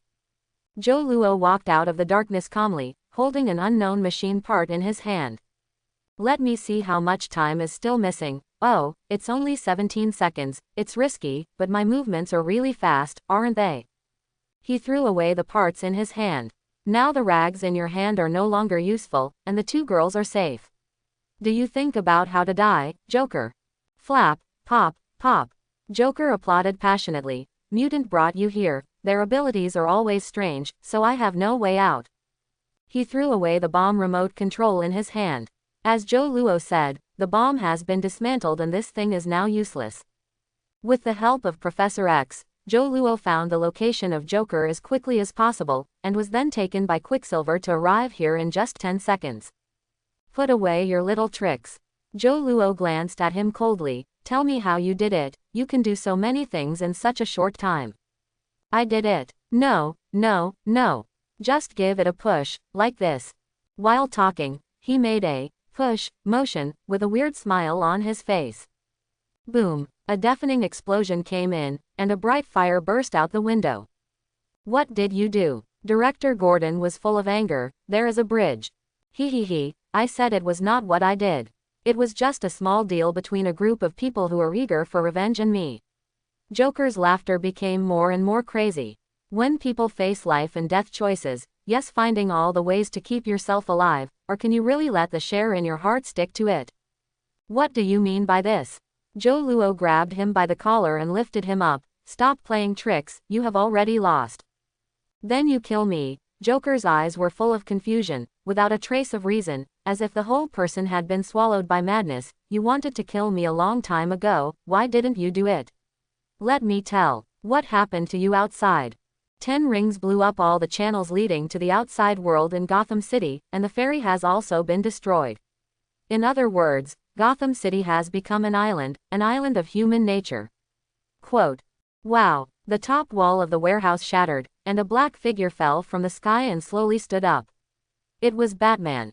You dropped the virus in Gotham City. Do you want to destroy the entire Gotham City? Batman exuded a strong suffocation, and walked towards Joker step by step. Joker dropped the virus throughout the city. Everyone was taken aback when he heard the news.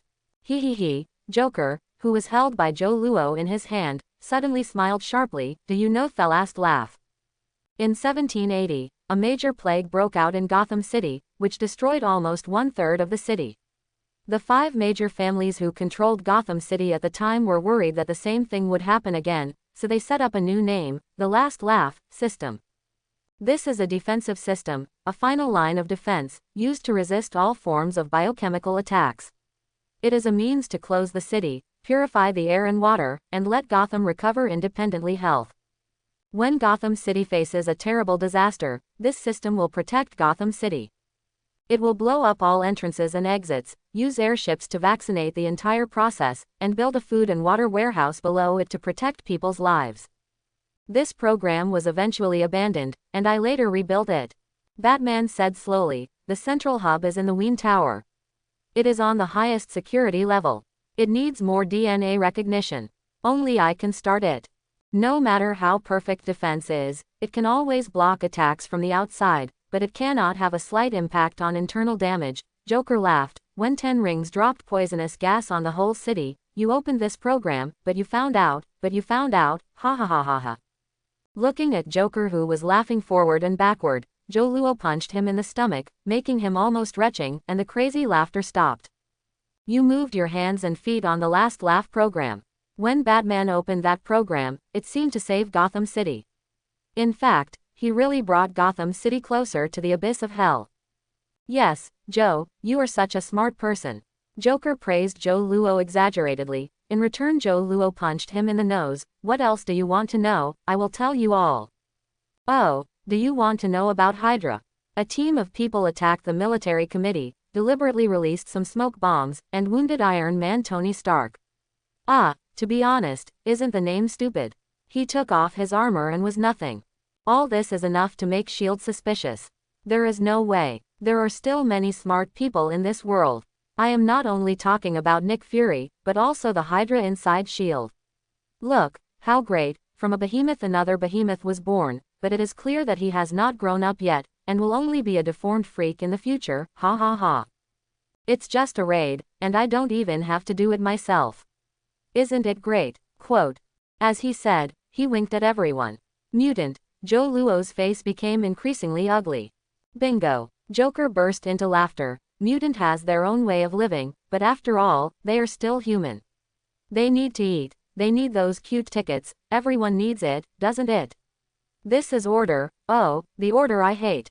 Joker murmured, until Joe Luo punched him again before returning to the subject. A team of death-defeating squads, a team of dead men, a team of poor brainwashed bugs, a team of artificial freaks, plus with enough money to clear the way, it's easy to do this. Guess where these freaks come from? Man-made mutant, X-weapon. That's right again. I said, buddy, I started to like you a little bit. The two of us are like acting. After Joe Luo punched him in the face, Joker smiled and clutched his nose. What a terrible thing Mutant attacked the military committee. Definitely this is a surprise for some guys who hate Mutant. No, it should be said that it was a surprise from the sky.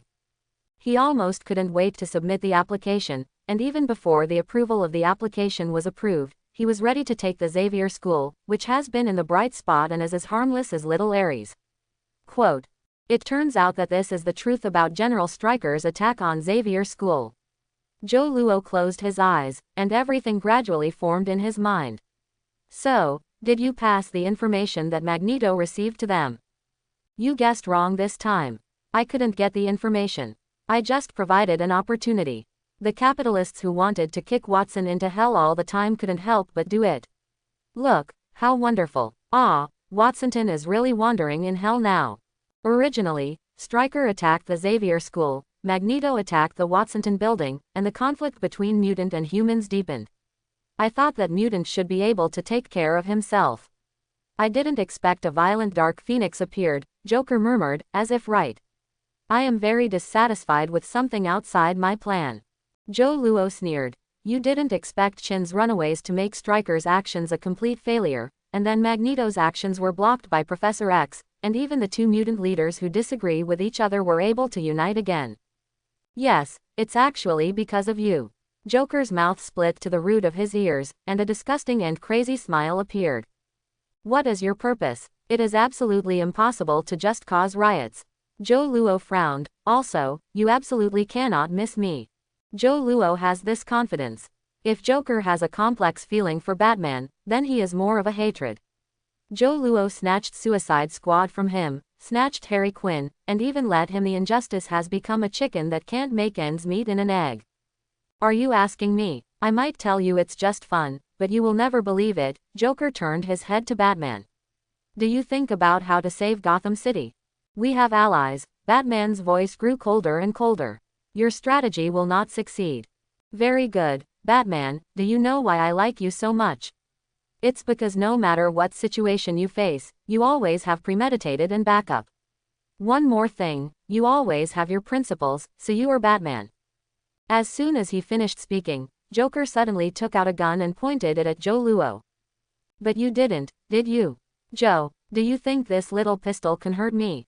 Joe Luo was full of disdain. Definitely, Joker smiled evilly and shot openly. Bang! The gun rang, but what everyone did not expect was that the bullet shot out from behind, directly into Joker's heart. This gun turned out to be a special gun that fired backwards. Oh, I won the lottery. Joker fell to the ground with a smile.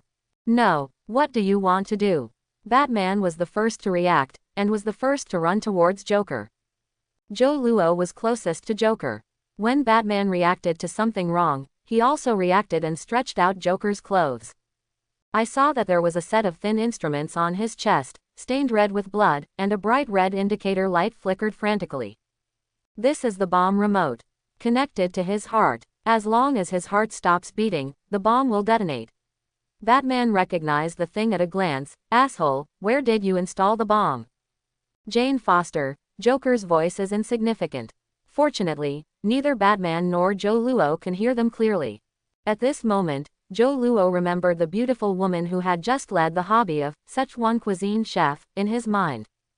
Do you want to retaliate against me in this way? Joe Luo's eyes instantly turned red, and the chattering anger ignited in his heart. Don't even think about it. Phoenix Force is condensed in his hands. Phoenix Force is the incarnation of the original cosmic life force and emotional force. It is immortal and fickle. It was born between the chaos of the universe and the beginning of everything. It is a child of the universe. It can be said that Phoenix Force is one of the most incredible forces in this universe. It can be used not only for destruction, but also for creation. Not only can it bring death, but it can also bring life. Joe Luo reversed his death and focused Phoenix Force into Joker's body. Joker's injuries were quickly recovering, and he was out of danger almost instantly. At the same time, Joe Luo was still using Phoenix Force to infiltrate the remote control to perform program tampering and sabotage. As an S.H.I.E.L.D. agent, although he seemed a little unsuccessful, he would never lose the skills that the agent should have. Hee hee, Joker, who was out of danger, laughed wildly again. Suddenly he reached out and flipped it, a short knife appeared in his hand, and the sharp blade pierced Joe Luo's heart precisely. At such a short distance, even Joe Luo could not react. Then a scene that shocked him happened. The knife broke through the protection of Phoenix Force covering Joe Luo's body and penetrated Joe Luo's body without any hindrance. Heart. Joker, who was successful, twisted the handle of the knife in his hand. The person I really want to kill is you. Do you like it, baby? His smile became more and more weird. Crack. The device on Joker's chest was pulled down by Joe Luo. He finally cracked the remote control and turned it into a mass of scrap iron. Laugh. Joe Luo expressionlessly drew the knife from his chest. Your plan has failed, Joker. His face was calm, but there were stormy waves in his heart, and the storm of anger was brewing the impulse to destroy everything. That's really a shame. Joker spread his hands. Well, I surrender. Catch me and go back. Whether it's the Arkham Asylum or Bellerive Prison, I might need a good night's sleep. His confident look made the anger in Joe Luo's heart burn more vigorously. Are you dreaming, Joker? Joe Luo stretched out a hand to face Joker. You remember what you just said? I am not Batman. He has his principles, but I don't. The fire of the origin of the world gathered in his palm, and when Joe Luo finished saying this, Phoenix Force broke out from his hand. No. Batman let out a helpless roar before he could stop him. Joker's eyes widened, watching the magnificent and mysterious flame expanding in his pupils. His face released a crazily distorted smile. Hey. Joker turned into fly ash in the flames of the Phoenix and did not exist in the world. Batman threw himself into the air, but only caught a handful of fly ash. You killed Joker. Batman's voice was no longer as calm as before, even with a little bit of unspeakable panic. Why can't you kill? Chen Zan retracted his hand, his voice cold. As if in this short instant, something unexpected happened. Batman took a sudden step back, blocking Director Gordon behind him, and said in a deep voice, Joe Luo, calm down and don't think about anything. Joe Luo, calm down and don't think about anything. The same words rang from this warehouse at the same moment, but the voice was full of madness and excitement. That is Joker's voice. I guess Batman would say that. He. Joker's voice resounded throughout the warehouse, and several people immediately heard it. It was recorded in advance and played at this time. This recording is set to be played after I die. This shows that my plan is likely to succeed, but it may also fail. Well, after all, everything can happen. That's the way it is interesting, isn't it? Let me guess who killed me. Is it the most annoying Joe Luo, or Batman? Can't it be Director Gordon? Batman let out a weird laugh, as if he was in a very happy mood. Although I hope it is Joe Luo the most, it is not impossible for others. Well, definitely I don't want you the last, Batman. If it were you, I would be disappointed. I don't want you to become a laughing bat. So let's assume that it's Joe Luo. At the very least, let a deceased person keep his mood a little more happy. I think you can certainly satisfy this little wish, right? Let's get to the main topic, just to say something interesting. Do you know the Bacchus factor? This is a very interesting thing, yes, very interesting. It can let you understand the essence of the universe chaos and madness. Quote, when they heard the word, Bacchus factor, both Joe Luo and Batman's bodies shook together. At this time, Joe Luo finally realized the problem. Chapter 51. When a human really understands the nature of the universe, a deformed freak is born. What you call, Joker, understand, this is not because of sin, but because of reality. Unfortunately, you never understand. When you stare into the abyss is also staring at you. The person who killed the dragon will eventually become the dragon. Look, what a philosophical sentence. Joker will not die. I look forward to the future. This is not the end of the good show, but the opening of the good show. Hey. The recording stopped amidst Joker's depressive and frantic laughter. At this time, even the dull people understood what Joker's intentions were. From the very beginning, his goal was to let Joe Luo kill him by himself, so that the Dionysian factor that integrates the Joker virus can infect Joe Luo and turn him into a second Joker. This infection does not require contact, or even logic. Kill him and become him. Joker will be resurrected from his new body, becoming stronger and weird. Batman's body trembled in silence. He didn't want to see his few friends turn into a madman, especially a madman with a high IQ like Joker. His gaze fell on Joe Luo's face. Under the dim light, Joe Luo's face was divided into two distinct parts, black and white. He faintly saw the half of the face in the dark, and the corners of his mouth twitched uncontrollably, like I was holding back my smile. Joe, come with me, I have Joker antidote there. As long as time is fast, it will definitely be possible. Batman stepped forward to grab Joe Luo. Wait a minute, Batman, why should I do this? Joe Luo avoided Batman, hiding his front completely in the dark. I seem to understand Joker a bit now. You know, Batman, this feeling is very unspeakable. Joe Luo's expression could not be seen clearly in the dark, but his voice was becoming more and more weird. A cold air surged straight up the spine. Batman shouted, don't be changed by those crazy things, Joe Luo, you have to stick to your heart. What is my heart? Batman, you know this, because you are Batman, but I have never thought about it. All I want to do is to live and live happily. Now this state is very good. Very good. Joe Luo backed up step by step, and when he walked under the dim light bulb, he slowly lifted his face that had been hidden in the dark. Joe Luo is laughing. Make a big, weird smile with a grin. That is Batman's very familiar smile. Ha, it's so funny, Batman, I'll be calculated by Joker to see what we got in the end. There is no better result than this. Let's have a little smile on your face. No, you can't. Batman clutched his head, as if unable to accept all this. Why so serious? Joe Luo dropped these words, and a black flame ignited from him. He turned and flew out of the warehouse and disappeared in the moonlight, leaving only a string of laughter echoing for a long time. James Wesley returned home, loosened his tie, took off his suit, and prepared to rest as usual. Good evening, Mr. Wesley. A hoarse voice rang in the living room, and Wesley, who took out a bottle of milk from the refrigerator, trembled, and then returned to calm. Don't take a gun, don't try to resist, Mr. Wesley, you are not good at this. The voice seemed to know what he was going to do. Come on, sit down at the table, let's talk face to face, maybe you won't be so nervous. After a brief thought, Wesley decided to follow the other party's request. He is a smart man who always knows how to save himself. Who are you? This gentle young man with golden glasses hesitation, but he still asked this slightly old question. This question is meaningless, said the figure sitting in the dark, and a pistol gleaming with cold light stretched out from the shadow and aimed at Wesley, who was struggling to stay calm. Who are you? Mr. Wesley, you can buy a duplex apartment in the wealthy part of Manhattan at the age of 28, wearing a limited edition Piaget watch on your hand, and wearing an Italian handmade suit. Still on Long Island, Brooklyn owns 3 properties each. To be honest, in terms of your age and salary, all this seems a bit unreasonable. You came from an ordinary worker's family in Hell's Kitchen, and you completed your studies with scholarships and well-wishers.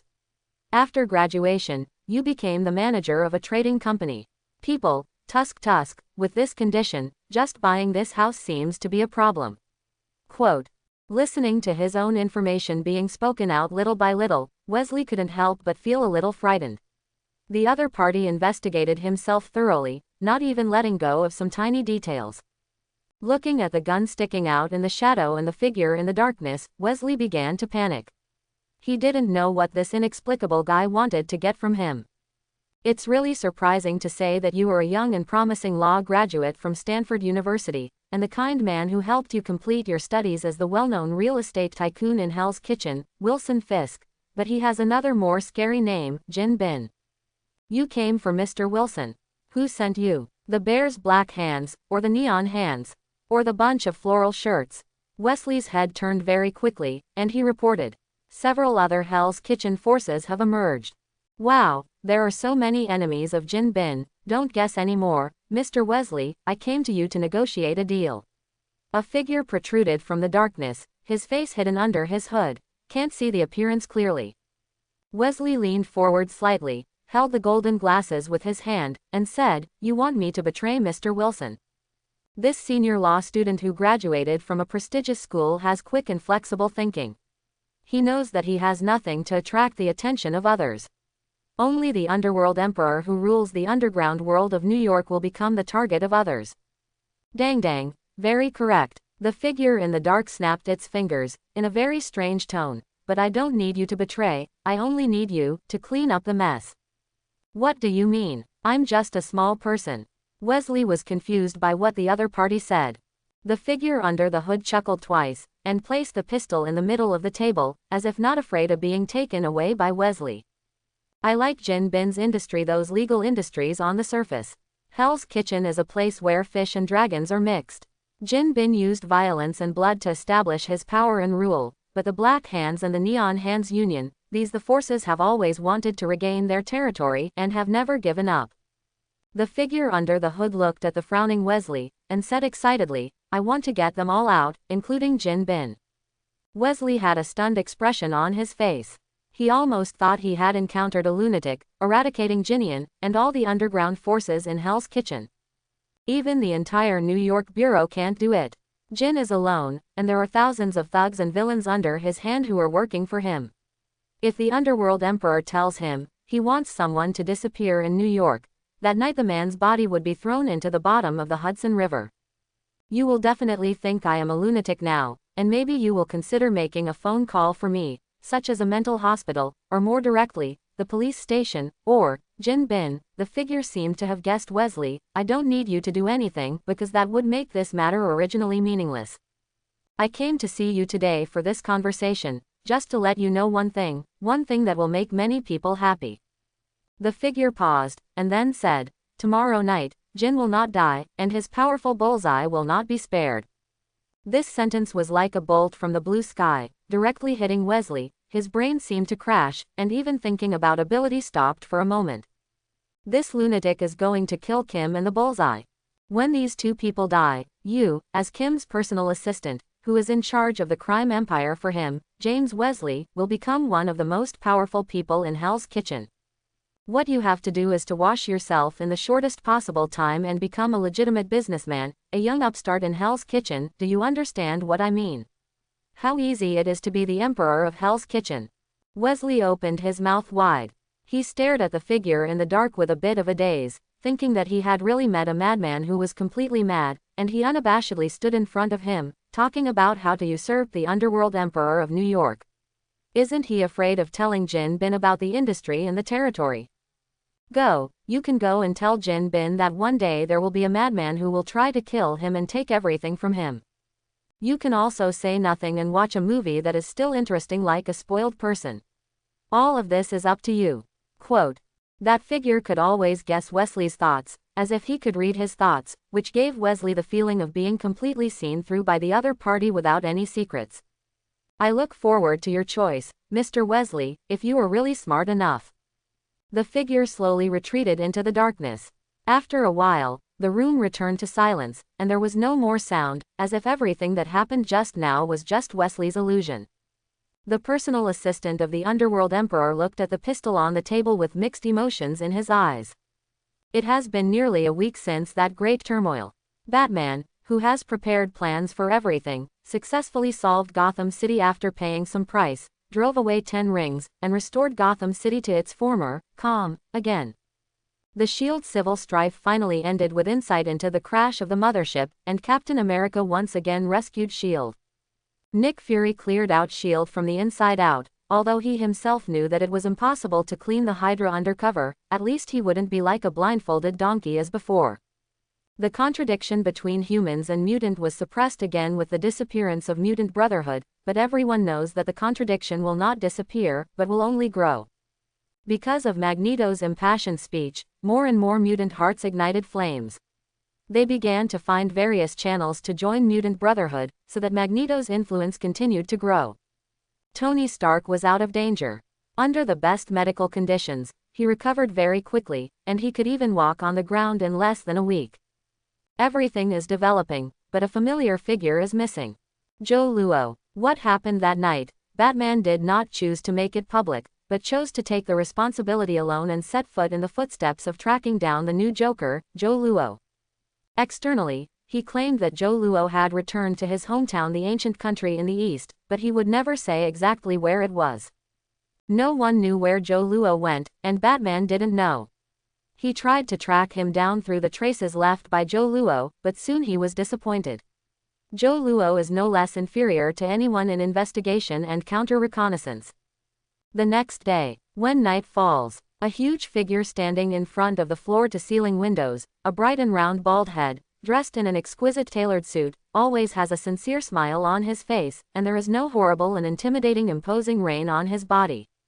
It's hard to imagine that this amiable fat man with a bald head will turn out to be a talkative gold in the underground world.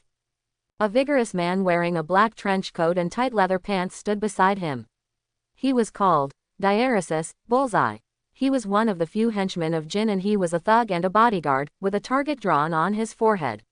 The pattern, that pair of eyes, revealed a ferocious and evil meaning. Bullseye used to be a notorious professional killer, and was later hired by Jinhee Qian Wanghao as his chief assassin. Many underground bosses who disobeyed Jinhee's rule died under this guy. Why didn't you solve Daredevil last time? Jin Nang asked at the Bullseye, knowing that his subordinate rarely misses. A guy with a skull pattern on his clothes rescued him. Bullseye said fiercely. The Punisher, Hell's Kitchen, is really getting more and more interesting. Daredevil is a street hero who has recently emerged. Wearing a strange costume similar to a red devil, he fights criminals everywhere. Last month he smashed several of Jin's business in a row. He didn't care about the financial losses. Here, it's just that the Underground Emperor can't tolerate someone dare to provoke him. As for the Punisher, he was a more cruel fellow than Daredevil, and all the criminals caught by him could hardly survive. The opponent is good at using all kinds of firearms, and his skill is quite extraordinary. Bullseye, find a way to find out the identity of Daredevil. I want to play with him slowly. A cruel smile appeared at the corner of Jinhee's mouth. He hadn't encountered such an interesting character in a long time. Kim No Kai looked at Hell's Kitchen triumphantly, the chaotic place that was once a slum, but now surrendered at his feet. He is the hidden ruler behind the city, on an equal footing with those big shots. Just as the Underground Emperor was indulging in his career, a tiny flame flickered outside the floor-to-ceiling windows, and then kept zooming in, rushing towards the luxurious apartment where he was. Boss, be careful. The Bullseye sensed that it was wrong for the first time and hurriedly issued a warning. Jin also opened his eyes wide, his muscles were tight, and he had a huge body with an astonishing weight of 450 pounds, but he did not move slowly, leaping to the side flexibly. Immediately after the bulletproof floor-to-ceiling windows burst, glass shards were flying all over the sky, and the explosion wave swept in all directions. Everything in the room was torn apart, and the scorching firelight was like a mouthful of blood, licking the leather sofa and logs floor. Jin was embarrassed and got up from under the desk, exploding with a shocking force, but it didn't seem to cause him much damage. He took off his tattered white suit, and his bright bald head was covered with dust. Since becoming the ruler of Hell's Kitchen, no one has dared to assassinate him like this.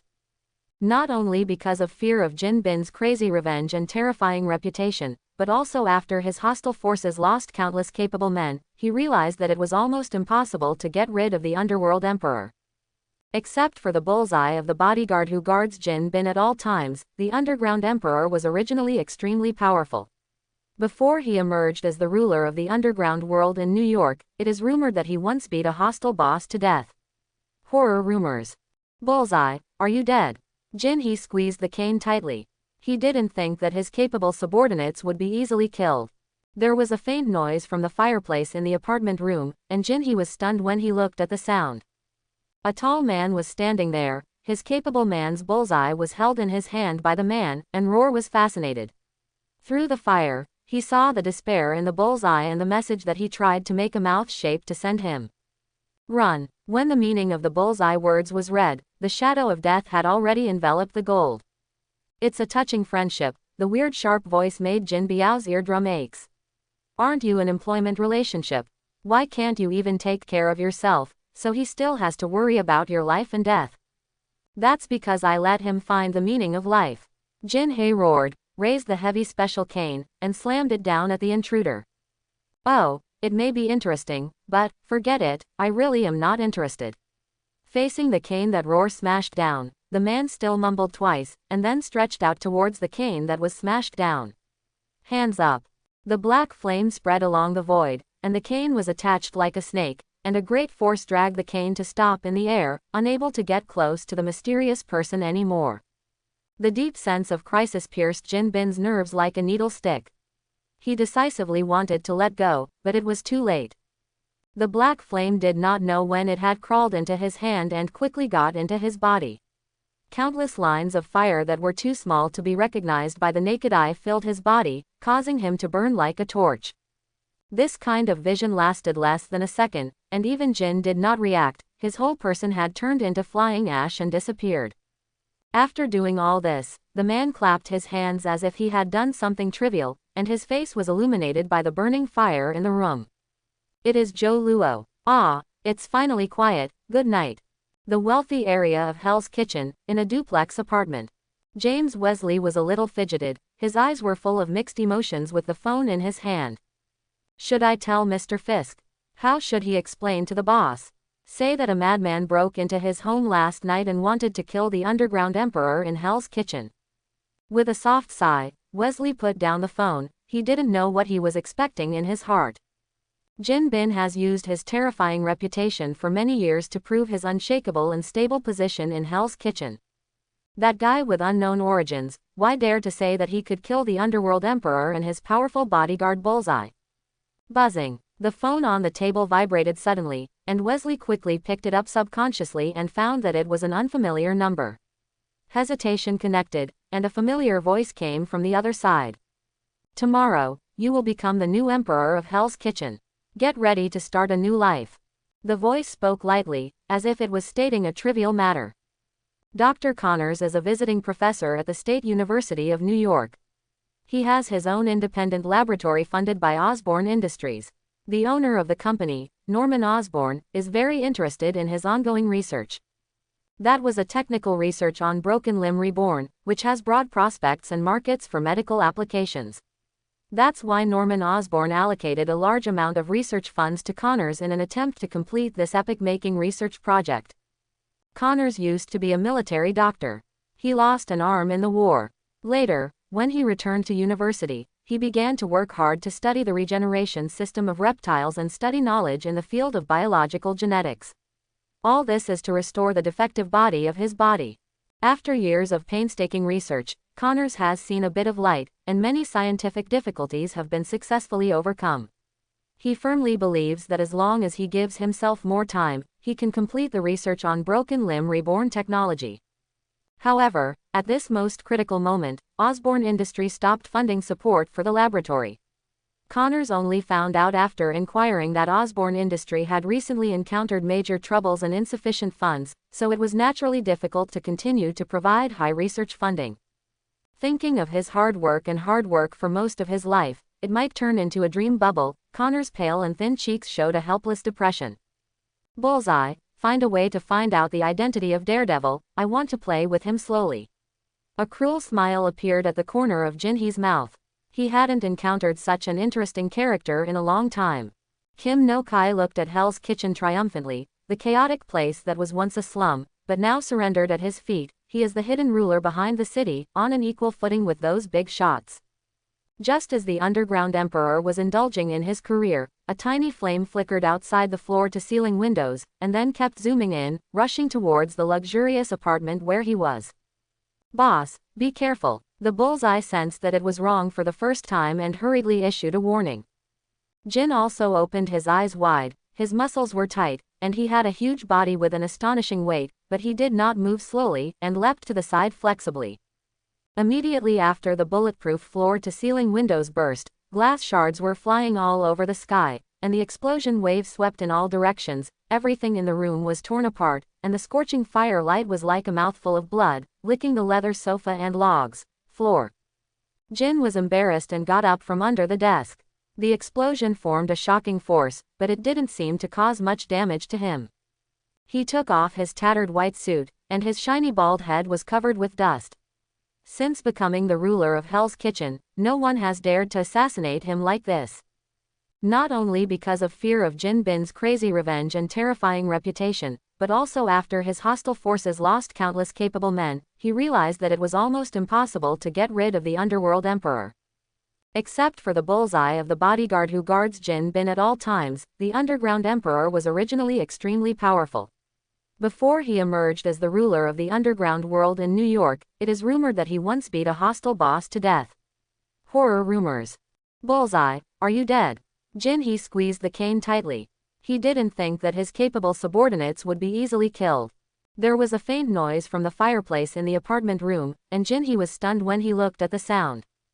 A tall man was standing there. His capable man's bullseye was held in his hand by the man. Roar sucked like nothing. Through the fire, he saw the despair in the bullseye and the message that he tried to make a mouth shape to send him. Run. When the meaning of the bullseye words was read, the shadow of death had already enveloped the gold. It's a touching friendship, the weird sharp voice made Jin Biao's eardrum aches. Aren't you an employment relationship? Why can't you even take care of yourself, so he still has to worry about your life and death? That's because I let him find the meaning of life. Jinhee roared, raised the heavy special cane, and slammed it down at the intruder. Oh, it may be interesting, but, forget it, I really am not interested. Facing the cane that Roar smashed down, the man still mumbled twice, and then stretched out towards the cane that was smashed down. Hands up. The black flame spread along the void, and the cane was attached like a snake, and a great force dragged the cane to stop in the air, unable to get close to the mysterious person anymore. The deep sense of crisis pierced Jin Bin's nerves like a needle stick. He decisively wanted to let go, but it was too late. The black flame did not know when it had crawled into his hand and quickly got into his body. Countless lines of fire that were too small to be recognized by the naked eye filled his body, causing him to burn like a torch. This kind of vision lasted less than a second, and even Jin did not react. His whole person had turned into flying ash and disappeared. After doing all this, the man clapped his hands as if he had done something trivial, and his face was illuminated by the burning fire in the room. It is Zhou Luo. Ah, it's finally quiet, good night. The wealthy area of Hell's Kitchen, in a duplex apartment. James Wesley was a little fidgeted, his eyes were full of mixed emotions with the phone in his hand. Should I tell Mr. Fisk? How should he explain to the boss? Say that a madman broke into his home last night and wanted to kill the Underground Emperor in Hell's Kitchen. With a soft sigh, Wesley put down the phone. He didn't know what he was expecting in his heart. Jin Bin has used his terrifying reputation for many years to prove his unshakable and stable position in Hell's Kitchen. That guy with unknown origins, why dare to say that he could kill the Underworld Emperor and his powerful bodyguard Bullseye? Buzzing. The phone on the table vibrated suddenly, and Wesley quickly picked it up subconsciously and found that it was an unfamiliar number. Hesitation connected, and a familiar voice came from the other side. Tomorrow, you will become the new Emperor of Hell's Kitchen. Get ready to start a new life. The voice spoke lightly, as if it was stating a trivial matter. Dr. Connors is a visiting professor at the State University of New York. He has his own independent laboratory funded by Osborne Industries. The owner of the company, Norman Osborne, is very interested in his ongoing research. That was a technical research on broken limb reborn, which has broad prospects and markets for medical applications. That's why Norman Osborne allocated a large amount of research funds to Connors in an attempt to complete this epic-making research project. Connors used to be a military doctor. He lost an arm in the war. Later, when he returned to university, he began to work hard to study the regeneration system of reptiles and study knowledge in the field of biological genetics. All this is to restore the defective body of his body. After years of painstaking research, Connors has seen a bit of light, and many scientific difficulties have been successfully overcome. He firmly believes that as long as he gives himself more time, he can complete the research on broken limb reborn technology. However, at this most critical moment, Osborne Industries stopped funding support for the laboratory. Connors only found out after inquiring that Osborne Industry had recently encountered major troubles and insufficient funds, so it was naturally difficult to continue to provide high research funding. Thinking of his hard work for most of his life, it might turn into a dream bubble. Connors' pale and thin cheeks showed a helpless depression. Good morning, Dr. Connors. A young man stood in front of Connors with a gentle smile on his face. Connors came back to his senses and recognized that this was a student who had recently turned over. Connors squeezed a smile on his stiff face. Hello, Joe, I have read the paper you submitted, and I have a lot of ideas.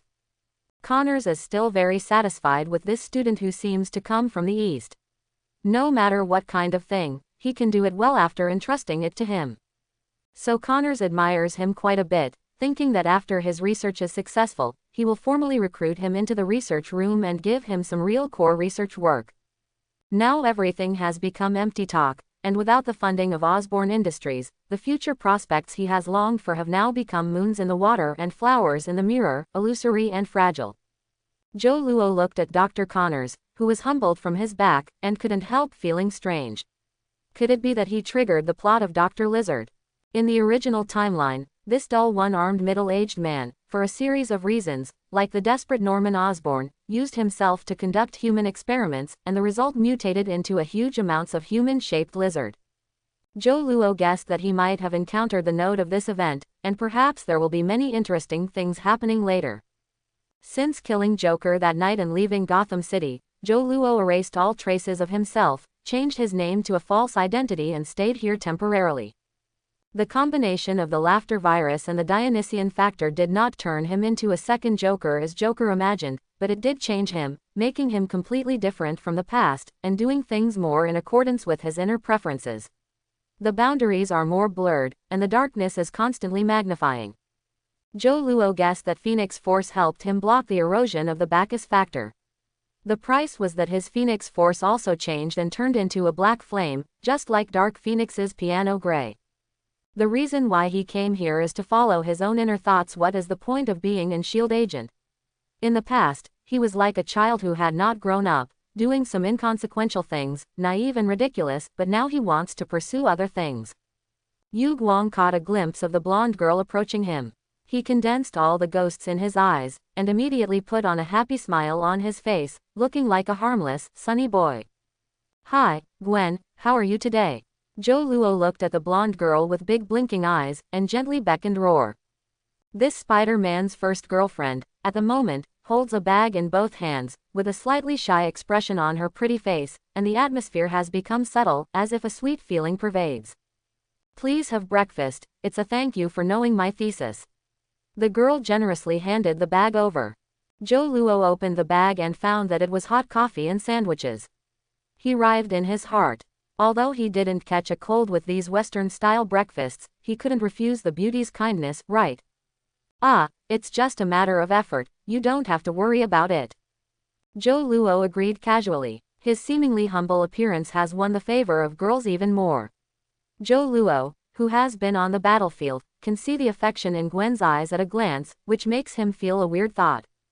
After Thor, another Spider-Man doesn't seem to be a big deal. The two talked and laughed to each other and walked into a busy laboratory. At this time, in Connor's private office, the one-armed doctor was struggling, as if hesitation to make a risky decision. Undecided. This is compelling, maybe I will succeed. Taking a reagent out of the refrigerator in the laboratory, Connors returned to the office, locked the door, and began human testing. He held the inferior reagent and understood that this kind of risky attempt that was not rigorous enough was almost tantamount to committing suicide, but he had no retreat. Osborne Industries would soon divest and regain the right to use the laboratory. At that time, he would nothing. God bless. Connors prayed silently, then raised his hand to inject the reagent. Dr. Connors, are you inside? A sudden knock on the door interrupted Connors' human experiment. He heard that this was the voice of intern Joe, and he didn't know if that outstanding young man had anything to do with him. I'm doing some research, what's the matter with you, Joe? Connors asked nervously. Oh, that's the case. I just talked to Gwen about cross-species genetic research. I have some ideas and I hope I can discuss with you. Will that allow me to go in first? The door of the office was opened, and Connors invited Roar to come in with Joe Luo. He caught a glimpse of the reagent on the table and was a little surprised. It seemed that he really happened to meet the plot of Dr. Lizard, and he was still inadvertently interrupted it. Do you have any suggestions for my experiment? Connors asked perfunctorily. Although Joe Luo was indeed excellent, he didn't think this young man could make any suggestions. The two chatted for a while, and Dr. Connors discovered that Joe Luo did have a unique idea of his own, and he was able to inspire him. After a conversation, Dr. Connors even had a vague idea in his heart. The idea of perfecting the experiment is a more complete idea than the current research results. Under Joe Luo's repeated temptations, Dr. Connors finally said his troubles. Joe, let me be honest with you. This research room is sponsored by Osborne Industrial Investment, but recently this company has encountered some trouble. They asked to withdraw the capital and regain the right to use the laboratory. In other words, I am not so. More time.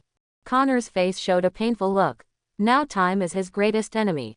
Even if success is near, everything takes time to complete. Doctor, have you forgotten the original intention of this research? If cross-species inheritance is realized, it can save tens of millions of people with disabilities, free them from physical defects and other people's strange visions, and the prospects for development are not limited. Here, the cross-integration of human and animal genes is enough to allow us to take a huge amount of step on the path of evolution. Joe Luo's voice was agitated, and his voice was full of contagion, and he painted a broad blueprint for the future for Dr. Connors in a truly real way. But research funding. Connors fell into irritation again when he thought of Norman Osborn, who was about to give up himself. Research funding will not be a problem, trust me, give me 2 days. Joe Luo made a promise, with a magical power in his tone that convinced people. Connors looked at the young boy who brought miracles through his glasses. Although he still had doubts in his heart, he still chose to believe in Joe Luo. Experimental results. 2 days later, Dr. Connors, with his messy hair, came to his laboratory as usual. As soon as he stepped through the door, he saw Davis, the director of the Osborne Group. Now, this Mr. Davis rushed into the laboratory arrogantly, with an arrogant appearance, and ordered the security guards under him to enter the archives room and start carrying documents. The original busy working atmosphere was suddenly broken, and all the researchers looked at Connors blankly. Dr. Connors, Mr. Norman has given you enough time and funds, but your research project has not made a breakthrough, so it is time for Osborne Industries to suspend this failed investment. Davis had a false smile. This Dr. Connors spent a lot of money and time, but in the end he still did not produce any successful research results. From a business perspective, Mr. Norman should have stopped long ago. This project has reduced losses for the company in a timely manner. You have 2 hours. Please pack and take away your things as soon as possible. This laboratory is no longer yours. Davis looked at a group of unbelievable researchers with a sneer at the corners of his mouth. Right, you are not allowed to take away any documents and materials related to the research project. If they are found by the security guard at the door, they will go to jail. Standing at the door, Gwen was depressed. She finally entered this laboratory as an intern, but it didn't take long before she had to leave in such a humiliating and embarrassing manner. Seeing the laboratory that was about to be shut down, Connors felt like a knife. He knew that his scientific path had come to an end and that his life had lost hope. "Doctor, are you okay?" Gwen asked with concern, holding the paper box in both hands. Connors waved his hand. He seemed to be 10 years old for an instant, and his whole body exuded a deep twilight. "If the human experiment on that day is not interrupted, I don't know what the result will be, even if he pays his life. The price is better than being taken away from all the research results like now, and then expelled from the house." "Dr. Connors." A familiar voice stopped Connors, who was frustrated and left. He turned his head and saw a black Chevrolet parked at the entrance of the laboratory. Joe Luo walked out of the car, followed by a young man wearing gold glasses. "Joe, you." Connors looked at the young man with a bright smile and was speechless for a while. The laboratory had been taken back and closed by the people of Osborne Industries. According to the contract and agreement signed at the beginning, all research results and documents were required. Was taken away. "Don't worry, Dr. Connors, all problems are solved." Joe Luo introduced the young man next to him. "This is Mr. James Wesley. He has an enthusiasm and vision for science beyond ordinary people, and he is very willing to support you to continue this research."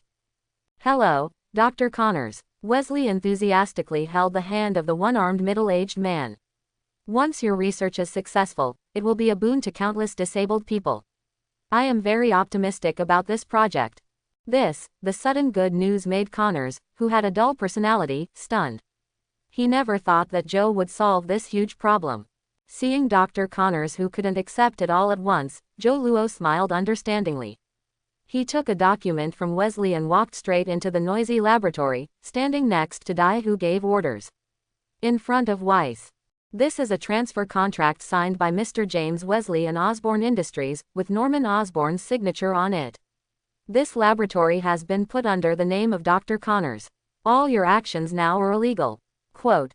Davis took the file in a slight panic, flipped through it quickly, and saw the signature and stamp at the end. His face turned a little ugly. "I'm sorry, I didn't receive this news." Davis forced a smile and explained in a low profile. "Now I'll give you an hour to restore these to their original state. Don't take away any of the things in this research room, otherwise you will be miserable." Looking at the Osborne industrial executive who was leaving in a hurry, Connors was a little confused and asked, "What did you say to him?" He seemed very scared. "I told him, the scientist in front of you who looks very good at talking will turn into a lizard weirdo at night, and then unscrew his head." Joe shrugged and laughed. How could this kind of crappy fairy tale scare Davis? Connors guessed something vaguely and didn't continue to ask. Anyway, all the problems were solved and he was able to return to his research work. "Thank you, Joe." Connors sincerely thanked him. If it hadn't been for the other party to find a new investor for him, then he would have lost all hope of life. "We can create a better future, Dr. Connors." A smile appeared at the corner of Joe's mouth. He successfully took the first step, and he will get more in the future. The news of Jin's death caused huge amounts of waves in the Hell's Kitchen at the beginning. The underground emperor who controlled countless forces and ruled the underground world of New York unexpectedly died inexplicably like that. Whether it's the Neon Hand Club or the teddy bear Black Hand, I couldn't believe it for a while, but the chaos they were looking forward to did not happen. James Wesley, as the personal assistant of Kim Nong, first stepped forward and gained a lot. People's support definitely also has objections, but after those people have expressed their opinions, they disappeared, and no one can be found anymore. In this way, the seemingly well-mannered personal assistant became the recipient of Jin's huge legacy. What followed was a series of asset reorganizations and the distribution of various businesses. Wesley, who was originally working for the gold and taking care of these matters, handled it quite well, cutting the dark business from the seemingly legitimate company at an extremely fast speed. In other words, it is Mr. Wesley who has washed himself in the shortest time and has become an upstart tycoon with abundant assets. As for the other underground forces that wanted to take the opportunity to swallow Hell's Kitchen, after Wesley's several negotiations to divide those profitable gray and black businesses into Shuheihui and other gangs, everything returned to its usual calm. Unexpected bloody fights and gang rushes, the Hell's Kitchen is still advancing along the original trajectory of life. It's just that no one knows that Wesley, who seems to have gained the most from this turmoil, is actually just changing the boss and continuing to work for others. In the breeze at night, Joe Luo was walking on the street with big bags and small bags and Gwen. The neon lights shone brilliantly and the colorful billboards reflected the bustling city of New York. After solving the problems in the laboratory, Joe Luo received Gwen's invitation to have dinner together. Is there any reason why a beautiful woman would not agree to an invitation? So the current situation of the two appeared. What are you doing with Dr. Connors recently? I can't see your figure almost every day. The girl asked curiously, holding a pile of ingredients and snacks. Dr. Connors has found a way to improve the experiment, but there are still some detailed work. He and I have been trying to overcome these problems recently. Joe Luo smiled lightly. He has Superman's physical fitness, and he also has a learning ability far beyond the previous ones. He can conduct in-depth research and exploration on many academic issues. Gwen's face was surprised. She did not expect that Joe Luo, who had just served as an intern, was already able to deeply participate in the experiment process. For a student who had not yet graduated, it was almost like a heavenly night. Tan General. The two people strolled on the busy streets of New York, chatting with each other about some interesting anecdotes that happened in the school, occasionally talking about Gwen's former friends Harry Osborne and Peter Parker, and the complicated relationship between the two of them and Mary Jane. Unknowingly, the cheerful and joyful atmosphere became a bit subtle, and the sweet breath of Ruruawu permeated between men and women. Joe Luo, watch a midnight horror movie with me tonight. Gwen suddenly sent out a bold invitation to Joe Luo. The lively and beautiful blonde girl on weekdays has a kind of immature and innocent shyness at this moment. Even Joe Luo, a veteran of clearing the field, couldn't help but froze a little. Just as Gwen blushed for his boldness, a sharp siren pierced the night sky, and several police cars broke through the crowded traffic and drove towards the Brooklyn Bridge not far away.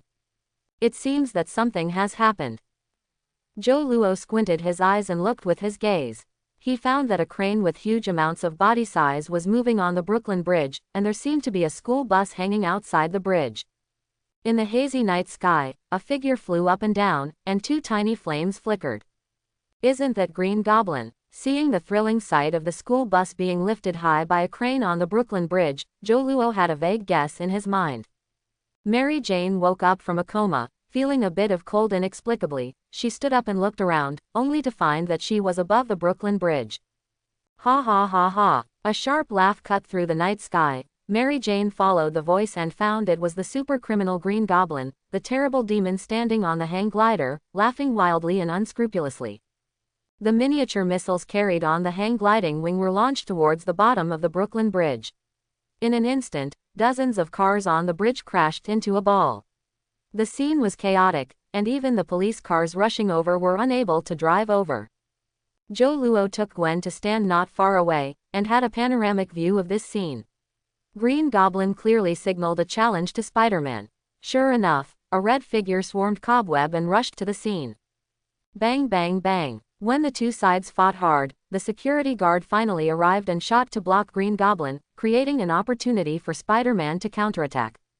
"Ah, that's my father," Gwen exclaimed, who was watching the scene nervously. She saw that she was directing the father of the security guards. "It's dangerous right now. You couldn't help much in the past. Don't worry, there will be nothing wrong with your father." Joe Luo grabbed Gwen, who wanted to rush over. In case she was affected by the Spider-Man and Green Goblin battle, it would not be good. Maybe then she would have to do it herself. There are so many crowds on the bridge to watch the excitement. The citizens of Hong Kong really do not perform well. On the Brooklyn Bridge, the two sides fought hard. Green Goblin relied on high-tech equipment and an endless stream of new weapons, while Spider-Man relied on his extraordinary skill to dodge flexibly, shooting cobwebs from time to interfere with the opponent's flight. "Hey, great hero of New York, try this." Green Goblin maneuvered the hang gliding wing, waving a long steel cable in his hand, and tied the Spider-Man in midair, and then dragged and flew away from the Brooklyn Bridge.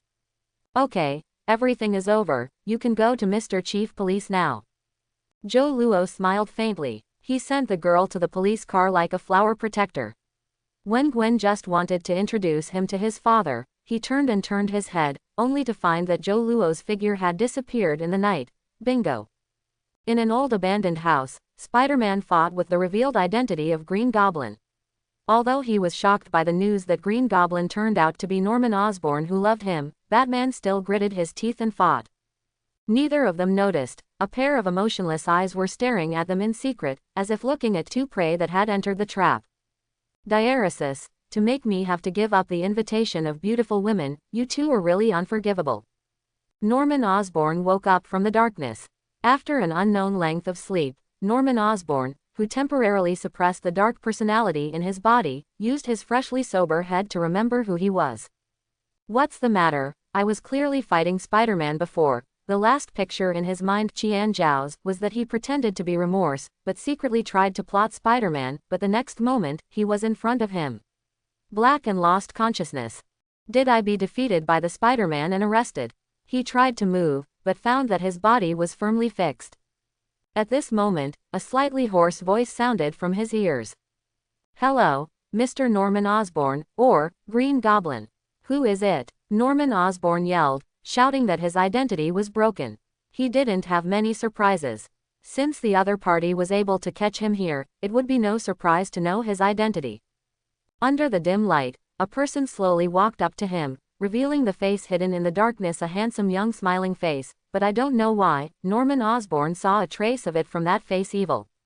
Even more evil than Green Goblin. This idea flashed through Norman Osborn's mind. Introduce myself. My name is Joe Luo, your future boss. Joe Luo's voice was a little strangely hoarse, which seemed to contain some strange power. My future boss? Ha, what are you kidding? Norman Osborn looked at the young man in disdain, sneered as if he heard a big joke. Suddenly, a sharp pain spread throughout his body, causing Norman Osborn's entire body to cramp. I'm not joking with you, but really controlling your life. Joe Luo's voice seemed to float from the sky, pulling Osborn back to reality because of the pain. What did you do to me, to me? There was a hint of panic in Norman Osborn's voice. It's nothing, it's just an interesting gadget installed in your head. It allows me to clearly realize the cruelty of reality when you are disobedient. Joe Luo smiled vividly like a demon. Just kidding, do you think I would give in like this? Ah, Osborn's screams echoed throughout the basement. If it weren't for the specially made basement with the highest soundproofing material, I'm afraid that scream could be heard even 1 kilometer away. Voice. You will succumb. Joe Luo's mouth had a wicked smile that he was determined to win. After half an hour. Boss, your order is my code of conduct. The tortured Green Goblin finally let go of the pride in his heart, whether he was sincere or not, at least temporarily surrendered to Joe Luo. Joe Luo smiled slightly. He knew that the evil Green Goblin in his heart would never surrender to him like on the surface. Now he may not know how many ghosts are thinking about Joe Luo, but he doesn't care. As long as he is strong, no matter how much thought the other party has, I don't dare to act at all. Go back and continue to be the president of your Osborne industry. Someone will help you through the crisis you are facing now. As for Green Goblin, you'd better let him stay and don't make trouble, otherwise you will have big troubles. Trouble. Yes, boss, Osborn agreed, and then hesitation asked, but boss, Peter Parker already knows who I am. It doesn't matter, he will forget. Joe Luo smiled carelessly. Phoenix Force is the link point of all existing or to be existing spiritual souls. Although Joe Luo cannot reverse all the memories of Spider-Man, it is very simple to change only a little memory of tonight. After leaving here, Joe Luo returned to the Bright Joe. At his current residence, Joe Luo opened his system panel. Super God Photographer System. Host. Joe Luo. Main profession. Photographer, recording beautiful moments, and extracting ability from photos. Main skills. 1. Photography. Record beautiful moments and freeze frames. The qualified photos taken can increase the experience value of extraction skills. 2. Extract LV2 43 100ths. A skill or attribute of the corresponding character can be extracted from the photos taken, and the current extraction ability completeness is 20%. Deputy occupation. Life mentor. Guide those who only know how to fight and kill lost lambs, develop their lifelong hobbies. Student. 1. Natasha Romanoff Normanoff, Black Widow, Foodie LV3, 12/15. 2. Steve Rogers, Captain America, Dunsey LV2, 7/10. 3. Tony Stark, Iron Man, Pimp LV2, 9/10. 4. Clarice Fang, Flashing, Sunny Fun Model LV3, 7/15. 5. Bruce Wayne, Batman, Diablo LV3, 6/15. 6. Chin Gray, Phoenix, Barbecue Shishi LV2, 6/10. 7. Harley Quinn, Female Joker, Torture Master LV2, 15/10, can be upgraded. 8. Jane Foster, Female Thor, Sichuan Cuisine Chef LV1, 7/5, can be upgraded. Looking at the system panel, Joe Luo decisively chose to upgrade all the several upgradable items. Ding. Joker Female upgrade to Master of Torture LV3, Brain Hole plus 10%, Physical Fitness plus 10%, Medical Knowledge minus 10%, Accuracy minus 10%, the next upgrade experience is 2/15. Ding. The host has the 4th student upgraded to LV3, with all attributes plus 20%. Ding. Jane Foster upgraded to Sichuan Cuisine Chef LV2, 5 senses intensity plus 15%, Physical Fitness upper limit plus 10%, Mental Power plus 10%, the next upgrade experience is 2/10. Ding. Congratulations to the host for having the 8th student who was upgraded to LV2, all attributes plus 4%. Joe Luo felt a stream of heat sweeping through his body, causing his blood, his muscles, his bones, and his physical fitness to change imperceptibly again. The effect this time is obviously not as good as the last time. Joe Luo opened his eyes and thought a little disappointed. Perhaps because of that big event, they all temporarily let go of their hobbies. This is not okay. If you love this thing, how can you say that you are slack? But now is not the time to meet them, and I can't correct them, so a better way is to train new students. That's right. Norman Osborn moved quickly. After returning to the company, he quickly reconfirmed contact with Dr. Connors, and the two parties reached a preliminary cooperation intention. Both sides know that the real dominance is actually Joe Luo, who is nominally an experimental assistant, not Dr. Connors or Norman Osborn. Therefore, the cooperation between the two parties went very smoothly, and a new agreement was signed soon, and Dr. Connors was also happy to do so. His research has reached the final critical stage, and there is no mentality to deal with these cumbersome matters.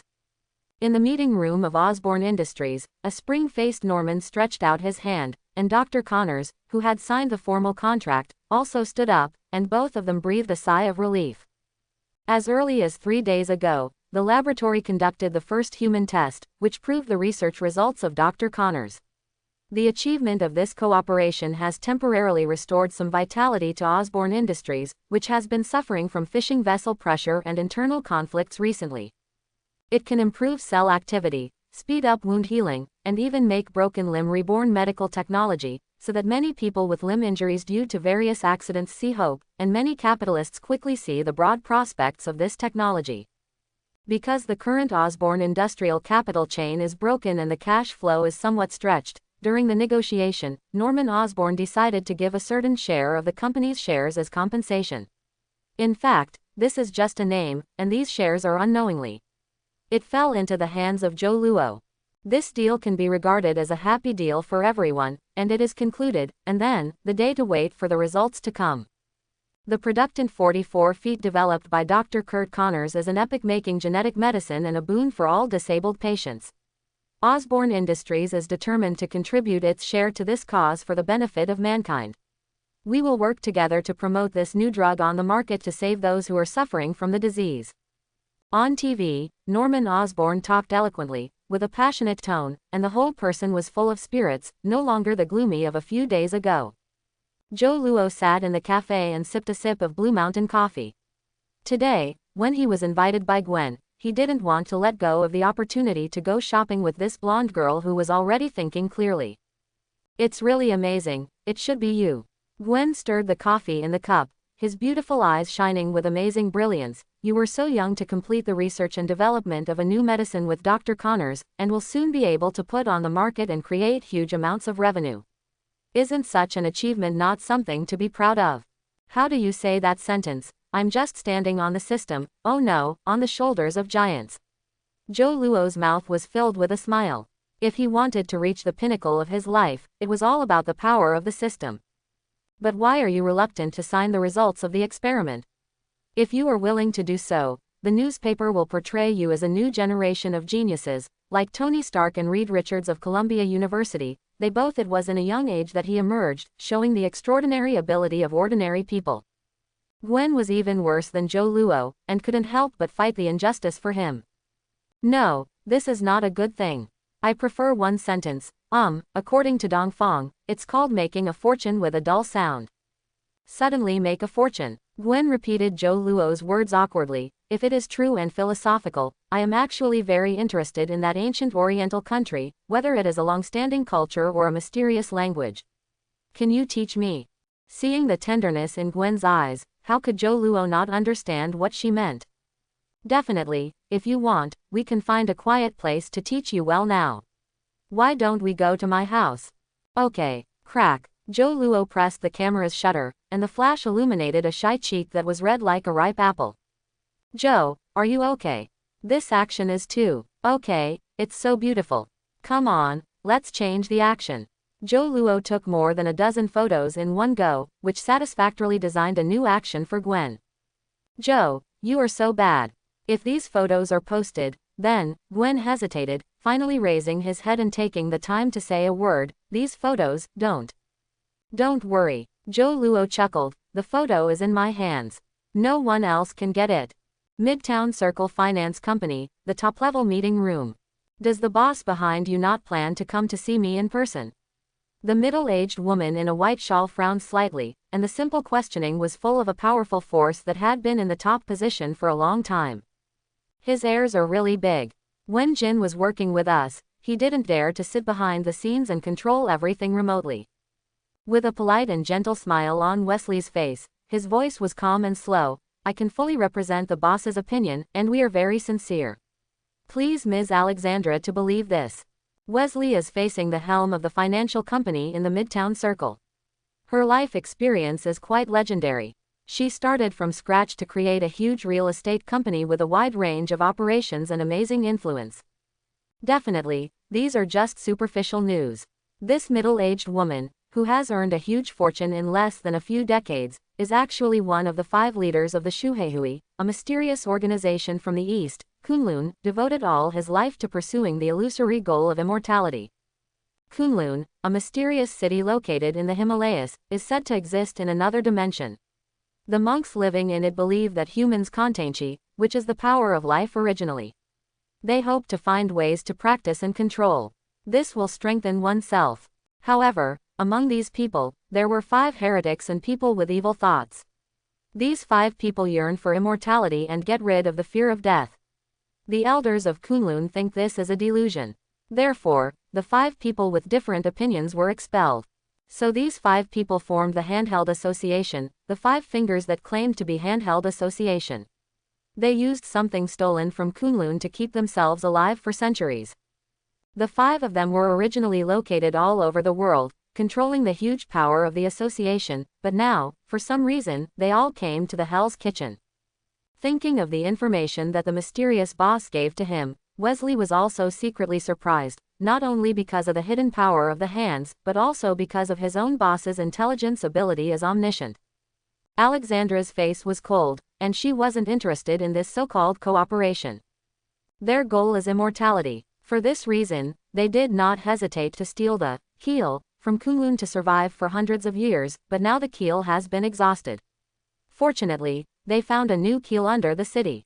But the keel was blocked by a solid gate, and even they could not open it with all kinds of high tech.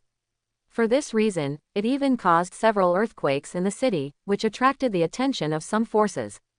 The only way to open the underground gate is to catch Kunlun's last Asgardian Danny Rand and use the power of the opponent's immortal Iron Fist to open the gate. And now Danny Rand has returned to this city, so he has become the biggest goal of the Shuheihui. Compared to prolonging her own life, Alexandra didn't care even if it was profit and huge amounts of business. In fact, business is not important. I don't know how many partners are in the Shuhei business. What my boss expects is to be able to have closer ties with Shuhei, such as obtaining your intelligence network. Haha, your boss is such an interesting person. Alexandra smiled perfunctorily, and then prepared to get up and leave. She didn't have time to waste on such trivial things. The guy who had thought that it could bring down the Golden Union would be a good partner no matter what, but now it seems that she is just an arrogant who knows how to do it. How about Danny Rand as a gift of sincerity? Wesley did not ask to stay, but calmly threw out a word.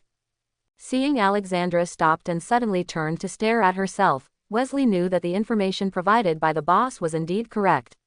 The Kunlun Asgardian, who won the title of Immortal Fist, is indeed a reunion of opponents, the most important person. How much do you know? Alexandra asked faintly, with a trace of killing intent in her eyes. The 5 fingers of Shuhei M's Alexandra as the supreme leader, Mrs. Gao, Suo Wanda, Murakami, and the fighters who have worked with us are all rushing to New York. As for Shuhei and Kunlun contact, I also know some.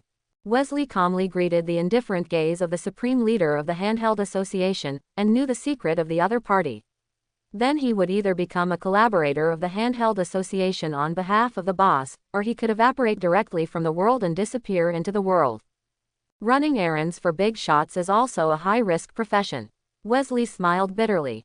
If your boss can hand over Danny Rand to me, I can agree that he will become the 6th finger of the Hand Union. Alexandra made a decision, and Danny Rand is currently opening that the key person of the door. It is acceptable to pay some price for this. So, Wesley stood up and stretched out his hand, smiling on his face. I wish we have a good cooperation. Hopefully next time, I can see your mysterious boss. Alexandra shook her hand, her eyes were meaningful. From this moment on, Shuhei will fully investigate the boss behind Wesley. Manhattan, Baxter Building. Joe Luo took Gwen's hand and walked into the elevator, ascending all the way until the number stayed on the 48th floor. Under the guidance of the long-awaited property manager, the 2 figures entered Joe Luo's new home. Wow, is this the new home you prepared, Joe? Gwen couldn't help but exclaimed. The first thing that catches the eye is the huge transparent floor-to-ceiling windows. The sunlight shines in from the outside and spills on the temporarily empty hall. Outside the windows are densely forested high-rise buildings, standing on the ground like trees growing in the forest. When the night falls, standing here and looking up, you can admire the nearby Park Avenue and Central Park, as well as the colorful lights, which cannot help but create an illusion of overlooking the entire New York. If there is ability, it is the right choice to improve your life and make yourself more comfortable, isn't it? After all, if we want to entertain guests in the future, it will be much better here than the previous rental room. Joe Luo smiled and took Gwen's hand. And Gwen became blushing because of the phrase, we. In her opinion, this represents her own status in Joe Luo's heart. Poor girl, it seems that you are quite satisfied with the Baxter Building. This building has a total of 50 floors. The residents are all elites in New York. By the way, Mr. Reed Richards lives above you. I believe you will there are common topics, and Baxter Mansion is honored to have your stay. The property manager flattered that he was able to buy this house of more than 180 square meters in full without blinking his eyes, which has already demonstrated his financial resources. Reed Richards. Joe Luo's eyes flickered, and it was an interesting coincidence that the future Mr. Fantastic lived upstairs. After sending away the diligent property manager, Joe Luo walked to the balcony, shaking in his pocket. He took out his mobile phone and connected to the call from Wesley. How is the conversation? Joe Luo asked. Everything is as you expected, boss. A respectful voice came from the other end of the phone. When I revealed the origins of Danny Rand and Shuhei, Alexandra's attitude immediately changed. Alexandra's life is not long, the shadow of death is imminent, no one can keep calm. Standing on the balcony, Joe Luo admired the beautiful view of Manhattan from a height while instructing Wesley, look at Danny Rand, I will go to him tonight. Boss, do you really want to help Heihui complete their plan? Joe Luo told him of the plan for the hand-to-hand union. The keel excavation work of the hand-to-hand union will eventually touch the foundations of the entire New York City. At that time, the city will sink and fall. I don't know how many people will die in this disaster. Such a crazy move. Although Wesley is not a good person, it is absolutely unacceptable. How can I let these madmen who yearn for immortality destroy New York, the Keel and the Hand-Heavy Club? It's all mine. The smile on Joe Luo's face grew darker. Those street heroes in Hell's Kitchen, should they gather together? Yes, the Punisher, Daredevil, Danny Rand, Jessica Jones, and Luke Cage, these street heroes have investigated the company that held hands together. Anyway, all of them have gathered together. Well, very good, it looks like you will have a wonderful time tonight. Joe Luo, let's go to Chinatown to celebrate in the evening, for your new home. Gwen walked out happily, his face glowing. Ah, if I tell you that I have another activity tonight, you shouldn't blame me. Looking at Gwen filled with joy, Joe Luo said cautiously. The huge living room was quiet for a second, and then accompanied by the angry voice of the liar, Gwen began to chase Joe Luo frantically. The two figures were quickly entangled, but soon, Gwen's anger was special in Joe Luo. Coax the girl to fly away. Half an hour later, Gwen collapsed on the sofa and ended up. May I make up for you next time? Joe Luo sat on the sofa and gently touched Gwen's head. Well, only this time. Gwen nestled on the soft sofa like a Persian cat. It seems that I can only live by myself tonight. In a Chinese restaurant on China Street, the owner sent away the last batch of guests and put up a closed sign at the door, which was regarded as the end of a busy day. Boom! The door of the restaurant was pushed open and then closed forcefully. The intrusion of a group of uninvited guests shocked the restaurant owner. These people didn't seem to be here for dinner. A tall black-haired woman, a young man with curly hair in a suit and leather shoes, a tall and strong black man, and a burly man with arms draped over his body. There is also a strange guy wearing a red demon battle suit. This group of strange combinations made the boss almost think that he had encountered a group of crazy robbers, so scared that he raised his hands quickly. The group of people who broke in did not heed the reminder of the restaurant owner. They looked out the window nervously. The tall black-haired woman directly lifted a heavy red lacquered wooden cabinet with both hands and blocked it. The restaurant door. In a red demon battle suit, a man with a mask on his head pulls up the window, and his hands will appear at any time. He is listening attentively, using his super hearing to perceive everything in the outside world, but the group of ninjas does not seem to follow. Okay, now this restaurant belongs to us temporarily. After the curly-haired young man whispered a few words to the boss, the restaurant owner took the initiative to leave. How did you tell him? The black-haired woman asked curiously. I just gave him my credit card and promised to pay him the rent for the next 6 months. The curly-haired young man had a relaxed tone. My name is Danny Rand. Jessica, the black-haired woman said nonchalantly. I know you two, the Punisher and Daredevil in Hell's Kitchen. The Punisher and Daredevil were investigating the recent weird earthquake. They happened to run into Jessica Jones, who was looking for clues. Following this extraordinary female private detective of ability, the three came to the position of Shuheihui, Midtown Circle Financial Company. Iron Fist Danny Rand also broke into the lair of Shuheihui alone, investigating the mysterious disappearance of the black man in Harlem, Luke Cage, and at the same time came to this real estate company controlled by Shuheihui. The 5 people chasing the same target gathered together under various coincidences. There was a melee with the minions of the Hand in Hand. Several street heroes used their own ability, and finally escaped and hid in the densely crowded Chinatown. I think it should be the time to answer the question, Jessica said with a cold face. First of all, who can tell me, who are those guys who chase us? Hands together. Danny Rand and the Punisher replied at the same time. After the two people glanced at each other, Danny Rand continued, the Handheld Society is an ancient criminal organization. They have always existed. The people in this organization have a fanatical ideology. Every member is willing to defend their beliefs to the death. What do they want to do? Why recruit young people in Harlem? Luke Cage was very puzzled. The reason why he traced the real estate company to the real estate company was because recently, there have been many young blacks missing in Harlem. They want to find me. Danny Rand hesitation, and said his identity, I am Immortal Fist, Kunlun's Asgardian. The scene suddenly fell into silence. Whether the Punisher or Daredevil, as well as Jessica, who had always maintained a cold look, and Luke Cage, who had been listening carefully. They all stared at Danny Rand with strange eyes. "What did you knock?" "Lithium," Jessica sneered mercilessly. Danny Rand wanted to defend, but was interrupted by the Punisher. "Well, what we should talk about now, shouldn't it be what we should do next?" He glanced at the crowd with a cold look. "The Shohaway is planning an amazing conspiracy. Their lair, the bottom of the Midtown Financial Company, has a huge amounts of pothole. I don't know what it is, but I am sure. They caused the earthquake a week ago. I want to protect the peace of Harlem." Luke Cage took the lead in giving the answer. He has always been a hero in Harlem. "It seems that I am the first person to admit that I am a little weak in this matter. This is beyond the scope of my ability." Jessica also gave an answer immediately. She refused the invitation to form a team of batters. "Oh, this is a great opportunity. I don't have enough power alone.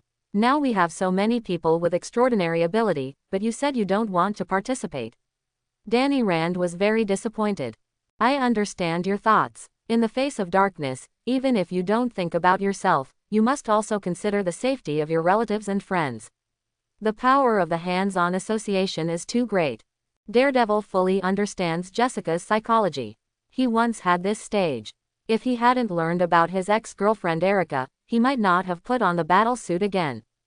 "Thank you, I think I should leave." Jessica rarely smiled at Daredevil, and then got up to leave. Daredevil just wanted to say something. Suddenly his expression was solemn, and he heard a strange voice. Crunch. The blocked door was easily pushed open, and a young man walked in from the outside. He slowly swept past the waiting crowd and gave them a weird smile. "The show has begun." A black car was parked outside the Chinese restaurant in Chinatown, and Alexandra leaned in the back seat of the car, waiting for the result of the battle there. "Erica, after Wesley's mysterious boss missed, you came to catch Danny Rand." Alexandra gently stroked the woman sitting next to her, like a domesticated pet. The woman named Erica turned her head stubbornly, without the slightest emotion in her eyes, like a delicate puppet, lacking the breath of life. No one would have imagined that this expressionless and glamorous woman is the most powerful weapon of the squad, the legendary humanoid weapon, Hey Kong. "If Wesley's boss didn't make a mistake, then you can get rid of him. No nameless guy has ever dared to make a deal with him." Alexandra sneered. Erica nodded, and she shook katana in her hand. For Hey Kong, this ancient and cruel cold weapon could better satisfy her inner desire for killing and blood. Time passed. Just as Alexandra was waiting impatiently, the door of the Chinese restaurant was pushed open. Zhou Luo hummed a relaxing tune, and he was still dragging a body dragging on the ground. "Danny Rand, Kunlun's iron fist, I brought it to you," Zhou Luo said in a relaxed tone, as if tossing garbage, and threw the bruised Danny Rand on the black car.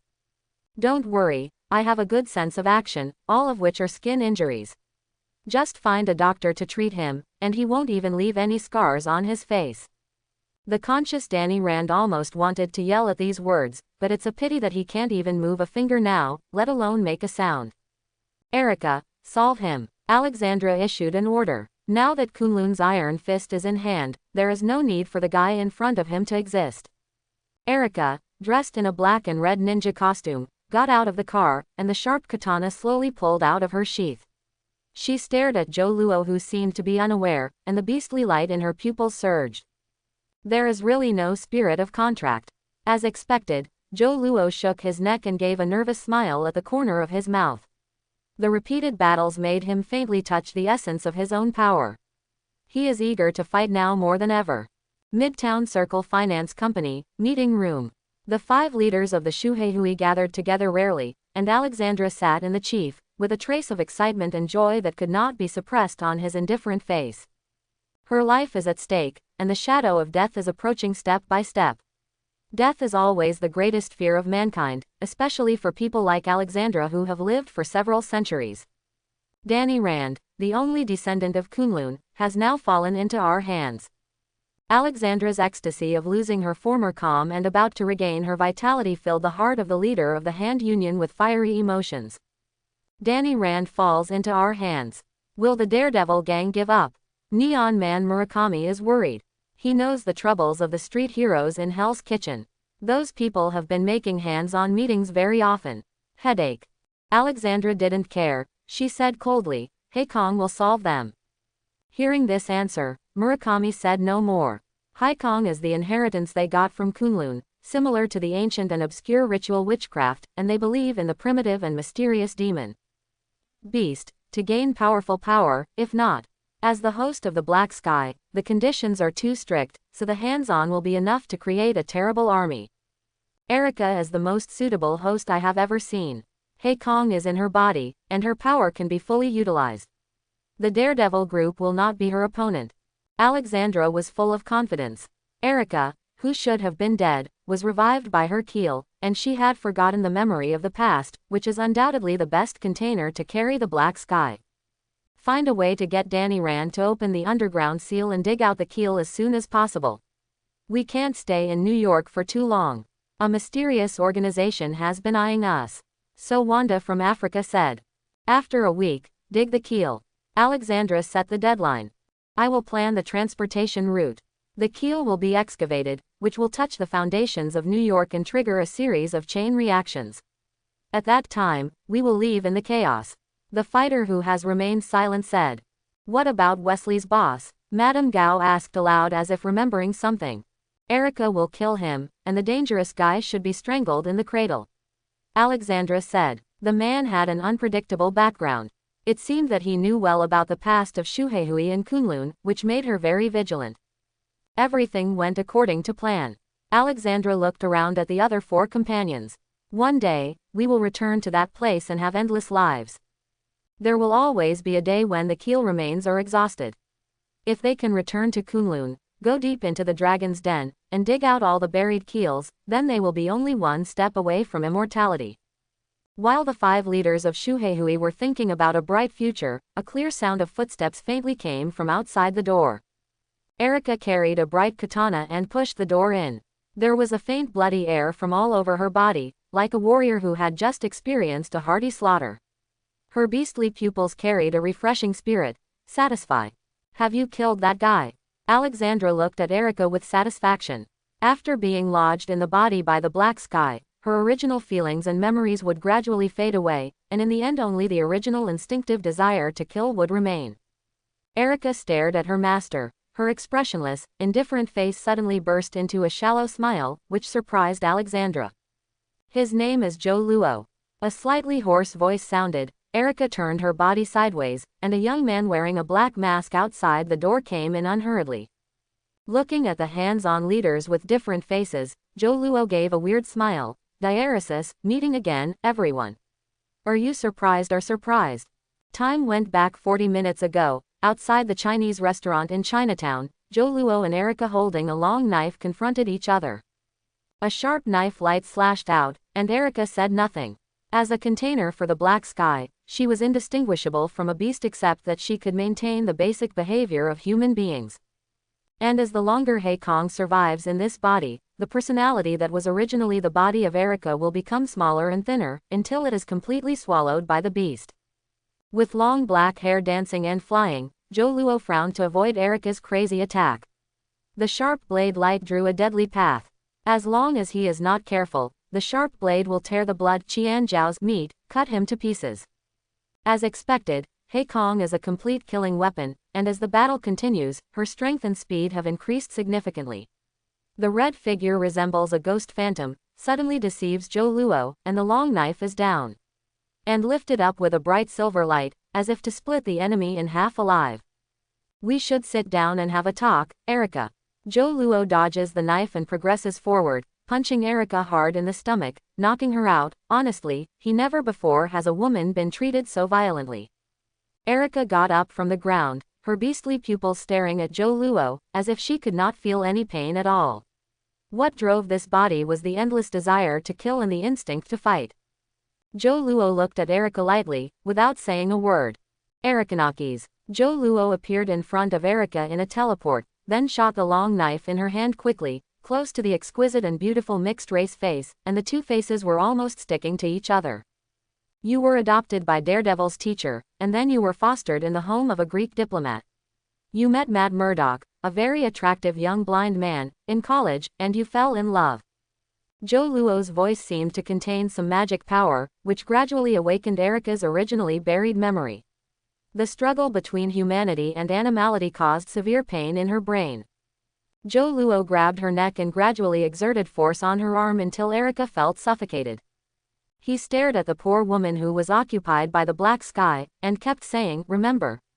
You are Erica Nakis, don't let a beast control your mind, defeat it, shut it down. Enter the cage of thinking, this is where beasts should be." Erica's legs are constantly kicking, and her suffocation brings her close to death.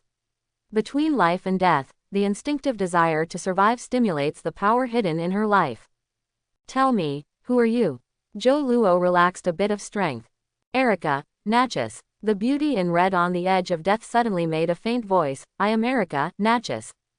"Nicely done." Joe Luo let go of her arms and Erica knelt in front of him, panting like a fish lacking oxygen. Joe Luo lifted Erica's chin and smiled with satisfaction at the corner of his mouth. "Next, it's time for revenge. It seems that you don't want to see me." Joe Luo spread his hands and walked to Erica's side with a wicked smile. "You are too superstitious about the power of the black sky, and you too despise the human will. Erica, kill him." Alexandra gave orders hysterically, and she had lost her former demeanor and composure. For hundreds of years, there has never been an example of Haikong losing control. How can humans be able to withstand the power of the beast, based on the weak will of mankind? This broke Alexandra's cognition. She didn't believe that Erica had regained her sober consciousness and still tried to order this humanoid weapon. "My name is Ericanakis." The red-haired and black-haired girl swung a long knife and cut off Alexandra's head neatly, and blood poured out like a fountain, splashing on that cold and delicate face. "Let's welcome the new leader of the Shuheihui." Joe Luo clapped his palms, wrapped Erica's shoulder with one hand, and pushed her to the head of the conference room. Looking around at the other four leaders, he opened his hands extremely arrogantly and looked down at the few people in front of him. "Now, your property is my property. Who approves? Who opposes?" The leaders of Shuheihui looked at each other. If they weren't frightened by Haikong's powerful strength, they would immediately rush forward and blow Joe Luo's head. The power of Shuheihui has spread all over the world. It was only obtained after centuries of development. Now there are people who want them to surrender their own industry and power. This leader felt inexplicably absurd. Several leaders exchanged their sights, and they wanted to say no, but the situation is better than others. Erica alone is enough to smooth them all, not to mention this mysterious man with unpredictable origins. "I am willing to give all of the properties that I have in my hands to you." Mrs. Gao, who has lived for a long time, made a decisive decision. The old face was full of smiles, and there was no sign of reluctance. Joe Luo smiled and nodded. As the saying goes, Zhong is still hot. Madame Gao was the first to see the situation clearly, so she made a decisive decision. However, the others were not so decisive. "There are only two of them," Fighter said meaningfully, seeming to want to encourage others. "I gave you a chance." Joe Luo shook his head with regret. He gently raised his hand, and a little red light lit up, like a faint spark. With a shoo, the red light beam cut through the air and penetrated the instigator's head at an extremely fast speed, without even a trace of blood flowing out, and the hot temperature directly evaporated the blood. Ignoring the horrified gazes of others, Joe Luo slowly said, "How can a fist with 5 fingers be so powerful?" The elderly woman's eyes flickered. She quickly drew a slender dagger from the cane she was leaning on, and plunged it straight into the neck of the African warlord next to her. Suo Wanda's eyes opened in anger, and his dark face was full of incredible expression. He seemed to want to say something, but the trachea in his throat was pierced and there was no sound at all. Suo Wanda fell down full of unwillingness in the hard gasping of, "Ho-ho," and a cold feeling spread throughout his body. Before long, his consciousness plunged into the boundless darkness. On the other side, Erica lightly swung the knife, and Murakami, who also had a good skill, also followed Suo Wanda. "It's very exciting. Only smart people can live to the end in this game." Applause resounded through the empty room. Among the 5 fingers of her hands, this old woman who seemed to be in a declining age had the most scheming and means. So she also became the last survivor. Huge amounts of metal crashing echoed in the open underground. Joe Luo rode the elevator down all the way, and Erica, who was next to him, looked at the man she couldn't see from time to time.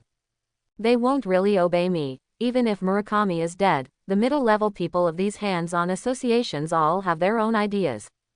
I know, they are a group of jackals, where they would easily pay loyalty. Joe Luo's smile is always so confident and full. The footprints of the hand-knit club are all over the world, and the ninja is only a small part of the force, and there are more. Huge commercial and political power, this is the foundation of the union. Then why? Erika's eyes were full of doubts. In that case, why did Joe Luo push her to the position of leader of the association just now? Mrs. Gao, the power they have operated for hundreds of years, can't be taken away overnight, so we need to slowly plan and take the name of the leader before we are qualified to take over this huge wealth in a fair way. You are the only black sky of the Shuheihui, a totem of faith for hundreds of years, and those ninjas have a fanatical worship of you. This is your chance to control this huge organization. Quote. Erika stared at the man next to her. In his casual tone, there was a dark atmosphere of crazy chaos, which made her so infatuated. Like a moth, even if she knew Joe Luo was a flame, she would not hesitate to turn back. Threw into his arms. Definitely, it all depends on your wishes. Joe Luo loosened his arm around Erika. You have regained your freedom. You can pursue whatever life you want. It's up to you to choose.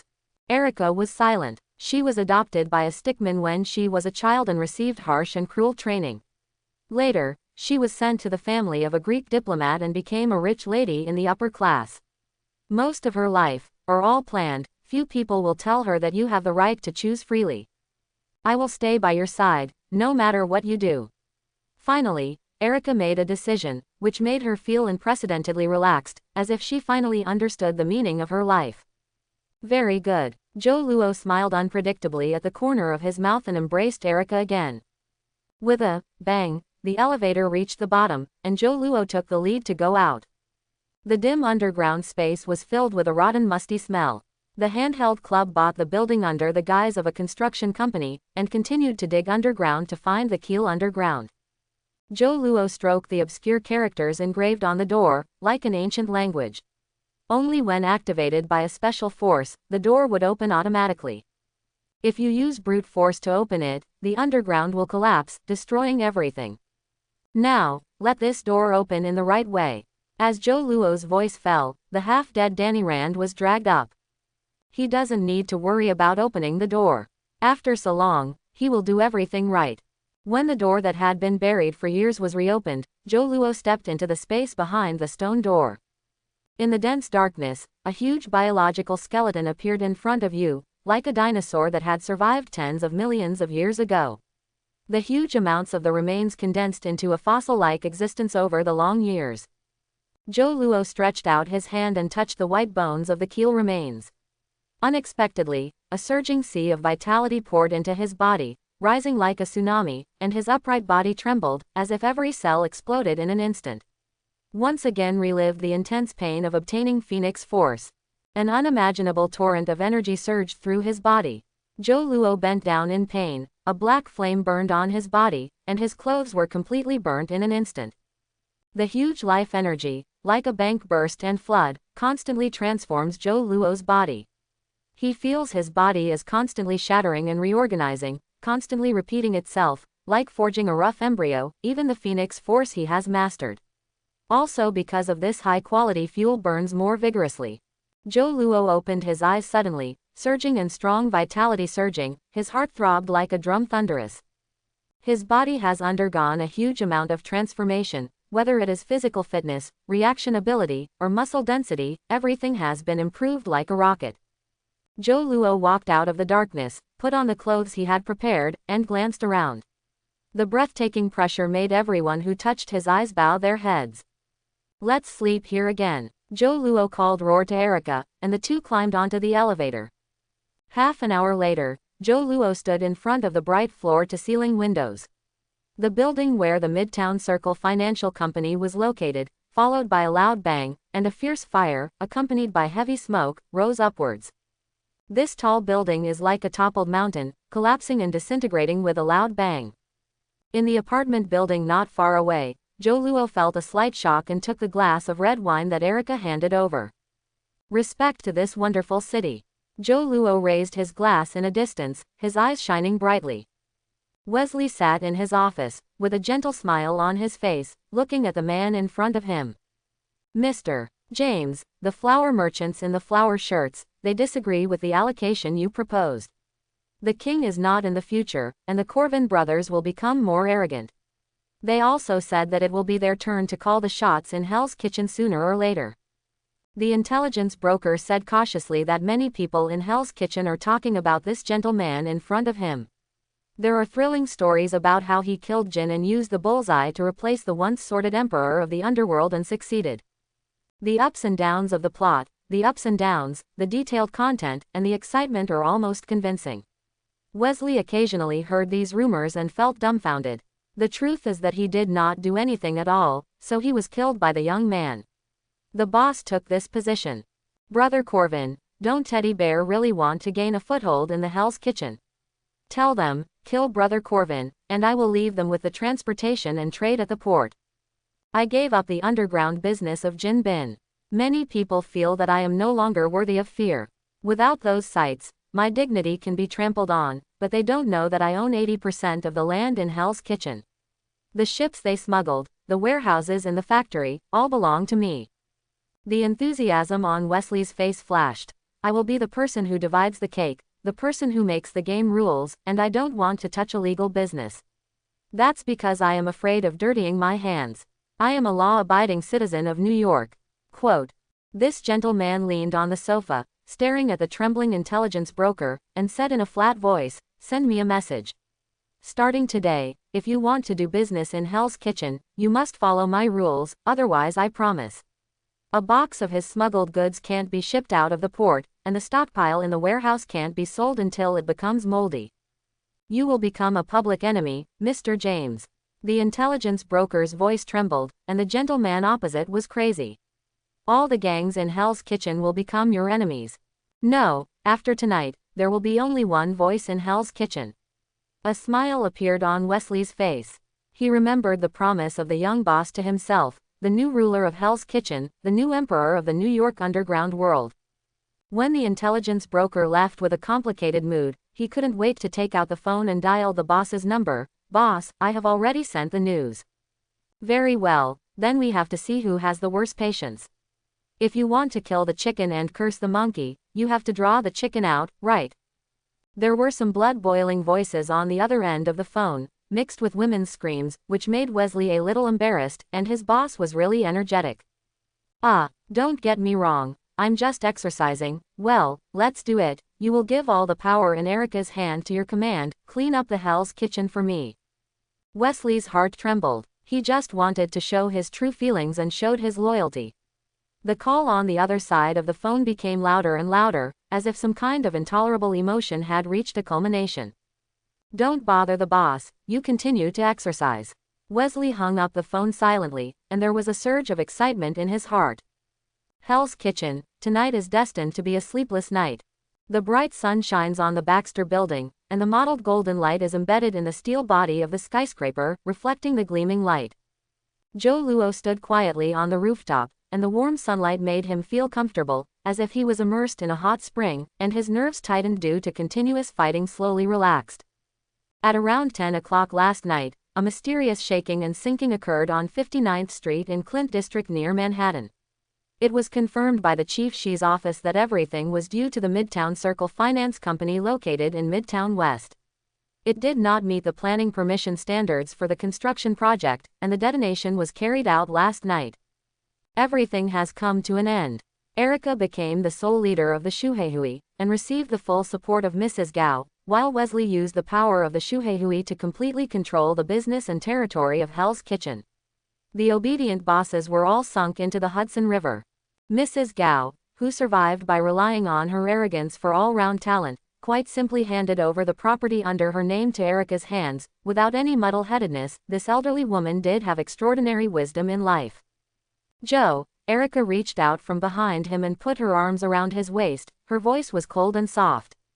The power of the beast is about to move. I can feel it. He is very unwilling, thinking about counterattack at any time. What should I do? Help me. Erica, who has regarded Joe Luo as her spiritual belief, has an almost blind worship of Joe Luo. No matter what happens, she feels Joe Luo can answer her. Joe Luo turned around, hugged her gently, and said, I definitely have a way, come with me. Joe Luo's method is very simple. As long as he can dig out Erica's interest and implement it on the system panel, he can upgrade her willpower through upgrade. Just like Captain America, even if the method proposed by Joe Luo is useless, they have indeed improved the attributes after the upgrade. The beast represents the power of darkness and evil, so we need to find another power to oppose it, that is, the power of justice and light. Joe Luo took Erica to the street and said to her with a smile. Justice and light. Erica tilted her head, her big eyes filled with disbelief. You mean, let me be a superhero? No, no, Joe Luo shook his head again and again. What do you want to do as a superhero? Fight criminals. Stop evil. Admit it, you can't do it, unless we take the knife yourself first. Erica chuckled. What he said was so reasonable, I couldn't refute it. What I want you to do is not at the level of superhero, but from me, from the side, from the little things, try to do good deeds, and use your actions to influence others little by little. You understand? Erica shook her head and expressed her thoughts. Well, let me give you an analogy. Joe Luo looked around and pointed to an old lady on the side of the road. Look, the old man wanted to cross the road, but she is getting older and her legs are not working well. In this situation, what should we do? Push her away so that she doesn't slowly block the people behind from walking. Joe Luo was speechless for a while, and said to his heart, that girl, your three views are a bit crooked. No, you must correct it. No, the correct way should be to help the old woman cross the road, and then she must thank you before leaving a word of politeness, and then leave immediately, not greedy for merit, not for a name, not for profit. Is that so? Erica seemed to be moved. Yes, that's it, you go try it, remember, you must be gentle. Joe Luo smiled and pushed Erica. Erica walked over suspiciously. Joe Luo looked at it from a distance and saw Erica walking across the road with the old lady. The old lady waved her hands again and again, as if embarrassed to trouble Erica. I wanted to say something, but I couldn't say it because Erica was holding her up. Seeing the old lady's reaction, Joe Luo suddenly froze. Doesn't she want to cross the road? I watched Erica drag the old lady to the opposite side of the road, and then dropped a word of bluntness and ran back to her, leaving the old lady alone on the opposite side of the road with a dazed expression. The corners of Joe Luo's mouth twitched. This is different from what I expected. At this moment Erica ran over. A long-lost smile appeared on her cold little face. Joe, you are such a genius, I really feel better in my mood, very happy, even the irritability in my heart has calmed down. Less. Ding. After the host's efforts, guide Erica towards the light and start a lifelong hobby, Civilization Benchmark LV1. Erica, Black Sky, Civilization Benchmark LV1, 0/5. Ha, ha ha, you are happy, Joe Luo can't complain, anyway, it's useful to Erica, and the rest, don't care about him. Thanks to the collapse of Watsonton, a predator of the pharmaceutical industry, the entire pharmaceutical market is in chaos. Countless speculators have taken advantage of the situation to try to carve up Watsonton's share of the pharmaceutical market. And Osborne Industry took advantage of this opportunity to quietly rise. When everyone was struggling for profit, it successfully completed the transition from industry to the pharmaceutical industry and became an Osborne enterprise, and it took a lot of profits. At the private wine table celebrating this successful turnaround, Dr. Connors drank a mess. Doctor, I thought you would hide in the laboratory at this time. I heard that cross-species genetic research has reached a critical stage. Norman Osborne patted Connors on the shoulder and asked affectionately. The company was reborn under adversity. Norman Osborne, who understood his mysterious boss and the mighty power, hid his careful thoughts in his heart very well. As long as Joe Luo stays strong, he will never dare to make any small moves. I was really not used to this kind of occasion before, but today is different. This is the most beautiful moment in my life. I have to attend. Connors looked at his already intact arm, with a lot of emotion in his tone. The Dr. Zhao Hailun recommended by Joe is indeed the best biologist I have ever met. With her participation in cross-species genetics, progress will be much faster. Except for this Dr. Zhao Hailun, I remember there are other scientists who have given answers, right? Norman Osborne couldn't help being a little curious. He was originally an excellent scientist, otherwise he would not have been able to develop such things as Green Goblin medicine, so he would be even more curious about where his boss got so many talented scientists' materials. I hope everyone will support it and subscribe more.